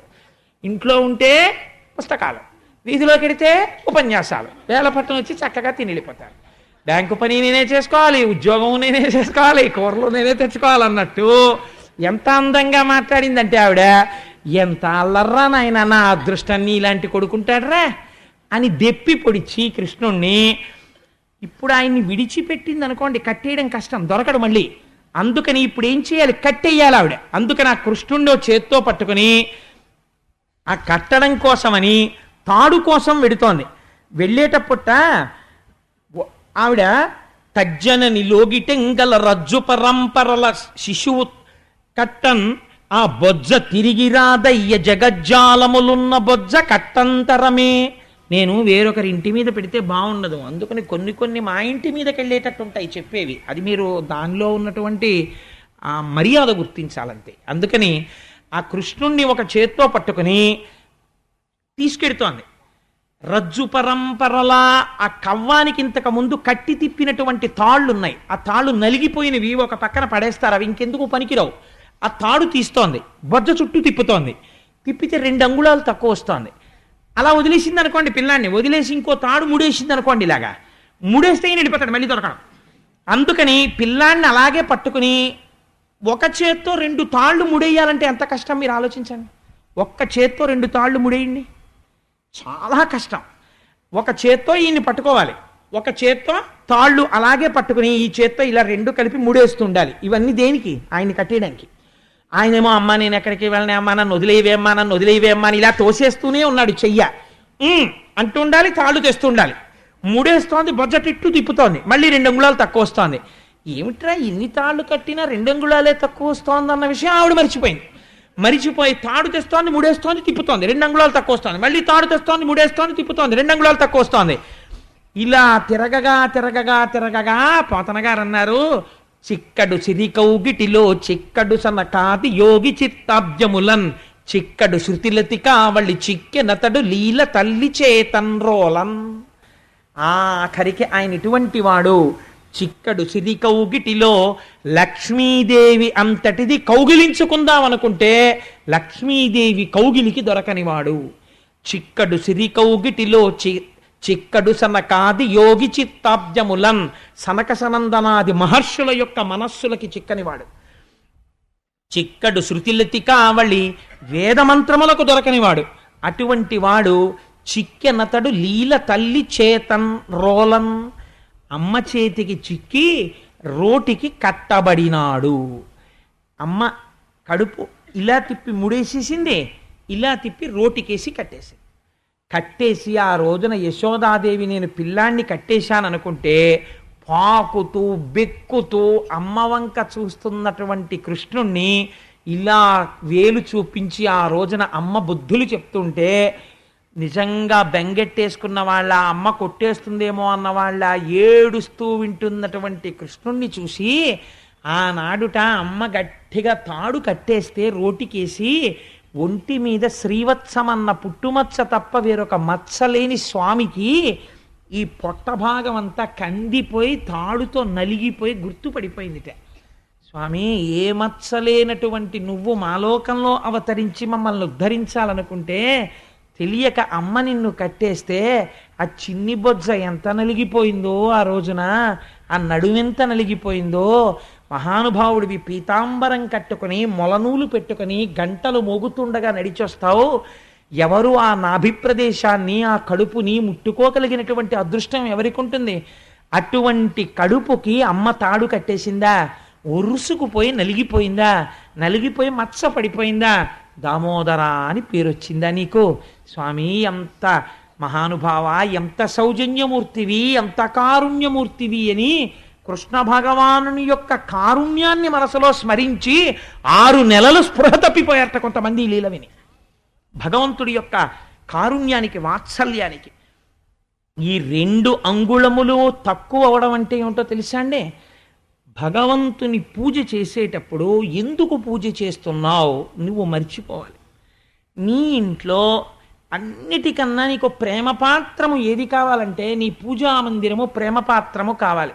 అయ్యో, నా స్వామికి ఇది చెయ్యకుండా నేను ఎలా ఉండగలను అన్న భావన నీకు బాగా పెరగాలి లోపల. అయ్యో, లేచి ఈశ్వరారాధన చేయకుండా ఎలా ఉండగలను అని. మానస పూజ చేసినా కూడా అయ్యో నేను ఇవాళ స్వామిని ఒక్కసారి దర్శనం చేయలేకపోయానే అని, అయ్యో ఇవాళ నేను గుడికి వెళ్ళలేకపోయానే, ఇవాళ నేను ఒక్క పద్యం చదవలేదే, ఇవాళ నేను ఒక్క మంచి మాట వినలేకపోయానే, ఇవాళ నా జీవితం నిరర్థకంగా సాగిపోయిందే అని బెంగ పెట్టుకోగలిగితే ఆనాడు నువ్వు చేసినటువంటి పూజకి కోరికుండదు. ఈ ప్రయోజనమునకు చేస్తున్నావు, నేను చేస్తున్నాను, ఈ 2 మర్చిపోతారు పూజలో. అది విచిత్రం తెలుసా అండి? మీరు ఒక పూజ చేసేటప్పుడు నిజంగా రమించిపోయినటువంటి స్థితి ఎక్కడికి వెళ్ళిపోతుందో తెలుసా? మీరు పూజ చేస్తున్నారు అన్న భావన మర్చిపోతారు, పూజ ఎందుకు చేస్తున్నారన్న భావన మర్చిపోతారు. ఏదో ధర్మార్థ కామ మోక్ష చతుర్విధ పురుషార్థ ఫల సిద్ధ్యర్థం అని పూజ మొదలు పెడతారు. పూజ మొదలుపెట్టి నిజంగా మీరు పూజ చేస్తున్నారనుకోండి, మీరు పూజ చేస్తుంటే మీరు అమ్మవారికి ఇలా పువ్వులు వేస్తూ అథాంగ పూజ చేస్తాం కదండి. అమ్మవారికి అయితే కేశాది పాదాది పర్యంతం చేస్తాం. అమ్మవారి పూజ చేసేటప్పుడు ఇదే శంకర భగవత్పాదులు సౌందర్యలహరిలో అడుగుతారు. మీరు అమ్మవారికి పైనుంచి కిందకి పువ్వులు వేసుకుంటూ వస్తున్నారనుకోండి, మీరు అమ్మవారి ముక్కు దగ్గరికి వచ్చేటప్పటికి నాసికాం పూజయామి అని ఒక పువ్వు విసిరేస్తాం. అసలు నిజంగా అథాంగ పూజ అంటే ఎలా చేయాలో తెలుసా అండి? మీరు పద్మాసనం వేసుకుని ఇలా కూర్చుంటే స్వామివారిని పూజ చేస్తున్నారనుకోండి, ఇవాళ శివరాత్రి కాబట్టి పొనొక శంకరుడు అని మీరు అనుకున్నారనుకోండి, స్వామివారి పాదములు, తెల్లటి పాదములు, పాదములకున్న మంజీరములు, ఆ పాదముల మీద పడినటువంటి పువ్వు, స్వామివారు ఎప్పుడు ఎక్కువగా పద్మాసనం వేసుకొని కూర్చుని తనలో తాను రమించిపోతుంటాడు కాబట్టి మీరు ఆయన పాదాల పక్కన గుల్భౌ పూజయామి అని ఆ పక్కన ఇలా ముట్టుకుని చూస్తే గరుకెక్కిపోయినటువంటి ఆ చిన్ని చిన్ని పిక్కలు, ఆయన కాళ్ళు, ఆ మోకాళ్ళ మీద వెంట్రుకలు, తెల్లటి ఆయన కాళ్ళు, వాటి మీద పడినటువంటి ఎర్రటి పువ్వు కింద పడుతుంటే ఆయన తొడలు, ఆయన కడుపు, ఆయన నాభి, ఆయన గుండెలు, ఆయన కంఠం, ఆయన గడ్డం, ఆయన నోరు, ఆయన పెదవి, ఆయన ముక్కు, ఆయన నేత్రములు, ఆయన లలాటం, ఆయన శిరస్సు, ఆయన చెవులు, మీరు దర్శనం చేస్తూ నేత్రే పూజయామి, కర్ణౌ పూజయామి, లలాటం పూజయామి, శిర పూజయామి అని మీరు ఇలా వంగితే పూజకి అందం ఎక్కడో తెలుసా అండి? అప్పుడు శంకరుడు సంతోషించి, ఏమి పూజరా నా నాయంత పొంగిపోయి చేస్తున్నావురా అని ఇలా అన్నాడు అనుకోండి. ఆయన తలమించి కదిలినటువంటి పువ్వు మీ మీద పడినట్టుగా మీరు భావన చెంది మీకు తగిలినట్టుగా అనిపించింది అనుకోండి. ఇప్పుడు పూజ దేనికి చేస్తున్నారు, ఏమి చేస్తున్నారు, రెండూ మర్చిపోయారు. మరిచిపోయి తాదాత్మ్యత పొందినటువంటి స్థితిలోకి వెళ్ళిపోయారు. అది నిజంగా మహానుభావుడికి ఎవరికి వచ్చిందో కాలే ఆలోచన. శ్రీశైలం మల్లన్న శిరసొంచేనా చేనంతా గంగమ్మ వాన అన్నాడు. నిజం కదండి. ఆయన జటాజూటమునందు గంగ ఉంటుంది. ఆయన ఇలా అన్నాడు అనుకోండి, భక్తుడి వంక చూసి ఓ చాలా చాలా చాలా చాలా చాలా సంతోషం ఆయుష్మాన్ భవ అన్నాడు అనుకోండి. శంకరుడు కానీ ఇలా అన్నాడో చేనంతా గంగమ్మ వాన చెంబులోంచి నీళ్ళు పడిపోతాయి. ఎందుకని? జటాటవీగల జల ప్రవాహ పావిత స్థలే గళేవలం జలంబితాంభుజంగ తుంగమాలికాం ఢమడ్ఢమడ్ఢమన్నినాదమడ్డమర్వయం చకార చండ తండవం తనోతున శివ శివం జటాకటాహ సంభ్రమ భ్రమన్నిలింప నిర్ఝరి విలోల వీచి వల్లరి విరాజమానమూర్ధని ధగద్ధగద్ధగజ్వలిల్లలాట పట్టపావకే కిశోర చంద్రశేఖరే రతి ప్రతిక్షణం మమ ధరాధరేంద్రనందిని కుచగ్ర చిత్రపత్రక ప్రకల్పనైక శిల్పిని త్రిలోచనే రతిర్మమ నవీన మేఘమండలీ నిరుద్ధరుద్ధర స్ఫురత్ కుహూనిషీదినీతమ ప్రబద్ధబద్ధ కందర నిలింప నిర్జరీధన తనోతి కృత్తి సింధుర కళానిధాన బంధుర అని ఆ శంకరుణ్ణి పూజ చేస్తూ రావణాసురుడు స్తవం చేస్తాడు. అగర్వ సర్వమంగళా కళాకదంబ మంజరీరస ప్రవాహ మాధురీ విజృంభణా మధువ్రతం స్మరంతకం పురాంతకం భవాంతకం మఖాంతకం గజాంధకంతకంతకం తమంతకంతకం భజే అని నేను స్వామి గంగానదిలో స్నానం చేసి సైకతం మీద కూర్చుని ఇలా చూస్తే నాకు దూరం నుంచి నిన్ను చూస్తూ ఉంటే వృషద్విచిత్ర తల్పయోర్భుజంగముక్తికస్రజో గరిష్టరత్నలోష్టయో సుహృద్విపక్షపక్షయో తృణారవింద చక్షుషో ప్రజామహీ మహేంద్రయో సమప్రవర్తయన్మన కదా సదాశివం భజే కదా నిలింప నిర్ఝరీ నికుంజకోటరేవ సన్విముక్త దుర్మతి సదాశిరస్తమంజలిం వహన్ విముక్తలోలలోచనల్లలాటపాల లగ్నక శివేతి మంత్రముచ్చర సదాసుఖీ భవామ్యహం అంటాడు. నాకు 3 నేత్రములు కలిగినటువంటి మహాదేవ దర్శనం కావాలి అంటాడు. అలా మీరు పొంగిపోతూ చేస్తున్నటువంటి పూజ యందు నేను చేస్తున్నాను, ఇందుకు చేస్తున్నాను, ఈ 2 మర్చిపోతారు. ఈ 2 మర్చిపోవడం 2 అంగుళాలు తక్కువ అవుతోందన్నది మర్చిపోవడం, అలా ఎలా తక్కువ అవుతోందన్నది తెలియకపోవడం. ఈ ప్రయత్నానికి, ఈ తాదాత్మ్యతకు ఈశ్వరుడు లొంగిపోతాడు. ఇది భక్తితో ఈశ్వరుని బంధించుట. ఇలా భక్తితో కట్టేశారు పెద్దలు. ఏ వేదంబు పఠించే లూత భుజగం వేశాస్త్రములు సూచే తానే విద్యాభ్యాసమునర్చె కరి చించే మంత్రమూహించే బోధావిర్భావ నిదానముల్ చదువులయ్యా కాదు మీ పాద సంసేవాసక్తియ కాక జంతు తతికిన్ శ్రీకాళహస్తీశ్వర. ఏ వేదం చదువుకుంది పాము, ఏ ఉపనిషత్తులు చదువుకుంది సాలెపురుగు. కేవలము భక్తి చేత పరమేశ్వరుడు వశుడైనాడు. అందుకే పోతన గారు అంటారు, మౌనులచే దానులచే యోగులచే యోగ సంవిధానులచే తన్ పూని నిబద్ధుండగునే శ్రీనాథుడు భక్తియుతుల చేతన్ బోలన్. మౌనంగా ఉన్న వాళ్ళ చేత, జ్ఞానము కలిగినటువంటి వాళ్ళ చేత, ధ్యానము చేసే వాళ్ళ చేత, దానం చేసే వాళ్ళకి కూడా భగవంతుడు ఇలా లొంగుతాడని చెప్పగలమా? చెప్పలేము. కానీ ఆయన దేనికి లొంగిపోతాడు అంటే కేవలము పరమభక్తితో ఆయన వెంటపడి మీరు ఏ అనుబంధం పెట్టుకోండి. కామోత్కంఠత కోపికల్ భయమునన్ కంసుండు వైరక్రియా సామాగ్రిం శిశుపాల ముఖ్య నృపతుల్ సంబంధులై వృష్ణులున్ ప్రేమన్మీరలు భక్తి మేము ఇది చక్రం గంటి మెట్లైన వృద్ధామధ్యాన గరిష్ఠులైన హరిచందన్వత్సుధత్రీశ్వర. ఒక కొడుకుగా, ఒక భక్తుడిగా, ఒక తండ్రిగా, ఒక జగదాచార్యుడిగా మీరు ఏ రకంగా పరమాత్మతో అనుబంధం పెట్టుకున్నా అది ఉద్ధరించి ఈశ్వరుణ్ణి కట్టి మీ దగ్గరికి తీసుకొచ్చి నిలబెట్టగలదు ఆ భక్తి పాశము. అందుకే శంకరులు శివానందలహరిలో ఒక విషయం చెప్తారు. అది చెప్పి ఇవాళ మహోత్కృష్టమైన మహాశివరాత్రి కాబట్టి ఆ శ్లోకంతో పూర్తి చేస్తాను. మార్గావర్తిత పాదుకా పశుపతే రంగస్య కూర్చాయతే గండూషాంబు నిషేచనం పురరిపోర్దివ్యాభిషేకాయతే కించిత్ భక్షిత మాంసశేష కబళం నవ్యోపహారాయతే భక్తి కిం న కరోత్యహో వనచరో భక్త్యావతంసాయకే. ఈ శ్లోకం చెప్పుకు తీరాలి శివానంద మహాశివరాత్రి నాడు. ఒక తిన్నడికి ఏం తెలుసు, కానీ ఆయన కాలికి వేసుకున్న చెప్పుతో జంతువుల మలమూత్రములు తొక్కి అయ్యో ఈ శివలింగం ఎన్నాళ్ళయిందో నా శివయ్య అన్నం తిని స్నానం చేసని ఆర్తి పొందాడంతే. వచ్చి ఆ చెప్పుతో శివలింగానికి కూర్చగా నిర్మాల్యం తీస్తారు. పొద్దున్న మీరు చూశారు కదా, ఒక దళం పట్టుకుని కూర్చగా తీసేస్తారు నిర్మాల్యం. ఆ నిర్మాల్యాన్ని తీస్తున్నానని కాలి చెప్పుతో తీశాడు. అయినా సరే ఉన్న అజ్ఞానం మాట ఎలా ఉన్నా భక్తికి శంకరుడు పొంగిపోయాడు. కించిత్ భక్షిత మాంసశేష కబళం నవ్యోపహారాయతే. కొద్దిగా తను తిని తెచ్చాడు, ఎంగిలి మాంసం ముక్క ఉమ్మితో ఉన్నది అక్కడ పెట్టాడు. ఆ భక్తికి లొంగిపోయి ఈశ్వరుడు ఆ మాంసం ముక్క తినేశాడు. ఏ మంత్రము లేకుండా నీళ్లు తీసుకొచ్చి శివలింగం మీద పోసేశాడు. పోసేస్తే అది అభిషేకం కింద మారిపోయింది. భక్తికి శంకర నువ్వెంత లొంగిపోయావు. దూర్జటి కాళహస్తీశ్వర శతకంలో ఇది చెప్తే అది చెప్పకుండా నేను ఉండలేను. దూర్జటి కాళహస్తీశ్వర శతకంలో దెప్పి పొడిచాడు శంకరుణ్ణి. నీకున్మాంసము వాంచయేని కరువా నీ చేత లేడుండగా జోకయినట్టి కుఠారముండ అనల జ్యోతుండ నీరుండగా పాకంబొప్ప ఘటించి చేతి పునుకన్ భక్షింపక ఆ బోయచేచే కొంటెంకిలి మాంసమిట్లు తగునా శ్రీకాళహస్తీశ్వర. పిల్లలు కరువు కింద తినేస్తున్నారు అనుకోండి, ఓ తినేస్తుంటే ఇంటికి వచ్చిన తర్వాత అంటాం ఏంటి అది ఆ హోటల్కి వెళ్ళినప్పుడు ఎప్పుడు ఇంట్లో తినని దానిలా అంకుల్ ఇంకో అప్పడం వేస్తారా, అంకుల్ ఇంకొంచెం పెరిగేస్తారా అని ఇంట్లో తినమంటే తినరు.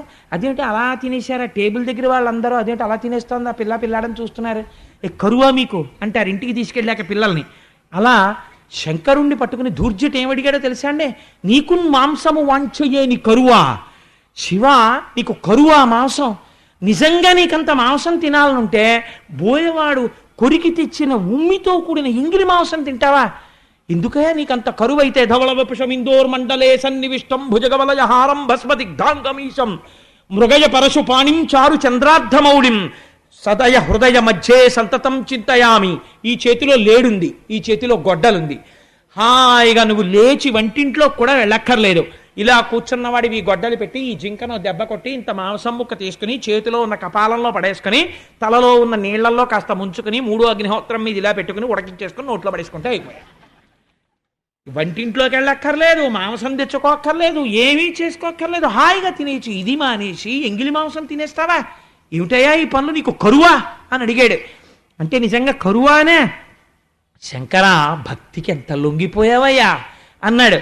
భక్తికి శంకరుడిగాను లొంగాడు, కృష్ణుడిగాను లొంగాడు. ఆ భక్తితో కూర్చుని ఆ జ్యోతిర్లింగం అక్కడ 12 గంటల వేళ అభిషేకం జరుగుతుండగా చూస్తే మననెందుకు అనుగ్రహించాడు, అనుగ్రహించి తీరుతాడు. అందుకని ఇంత పరమోత్కృష్టమైన లీల నేను చెప్పలేదు, ఈశ్వరుడే తెచ్చుకున్నాడు ఇవాల్టి ఉపన్యాసానికి ఆ లీల వచ్చేటట్టు. అందుకని మనయందు అవ్యాజమైన వాత్సల్యంతో పరమాత్మ భాగవతాంతర్గతమైన ఈ లీల ఇవాళ నా చేత చెప్పించి నన్ను మిమ్మల్ని అందరినీ ధన్యుణ్ణి చేసినందుకు స్వామి పాదములు పట్టి నమస్కరిస్తూ మనం పెట్టుకున్న సంప్రదాయాన్ని అనుసరించి చక్కగా 11 మాటలు నామం చెప్పుకుని ఎక్కడి వాళ్ళు అక్కడే కూర్చుంటే మూర్తిగారి బృందం వచ్చి శంకరుడి మీద అద్భుతమైనటువంటి కీర్తన చేస్తారు. మనం ఎలాగో 12 గంటల వరకు ఉంటాం కదమ్మా శివలింగ దర్శనానికి, చక్కగా కూర్చోండి. అందుకని ఇప్పుడు నామం చెప్పండి. శ్రీ శ్రీనివాస గోవింద, బలరామానుజ గోవింద,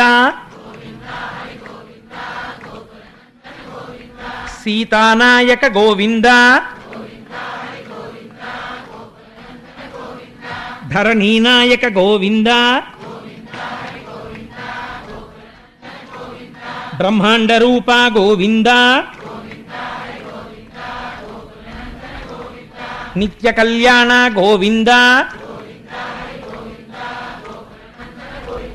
అభిషేక ప్రియ గోవింద గోకులనందన గోవింద గజరాజ రక్షక గోవింద గోవింద హరి గోవింద గోకులనందన గోవింద తిరుమలవాస గోవింద గోవింద హరి గోవింద గోకులనందన గోవింద శ్రీనివాస గోవింద గోవింద హరి గోవింద గోకులనందన గోవింద శ్రీ వెంకటేశ గోవింద గోవింద హరి గోవింద గోకులనందన గోవింద శివరూపమూర్తి గోవింద గోవింద హరి గోవింద గోకులనందన గోవింద గోవింద రూప పరమేశ గోవింద హరి గోవింద గోకులనందన గోవింద. సర్వం శ్రీ ఉమామహేశ్వర పరబ్రహ్మార్పణమస్తు. స్వస్తి.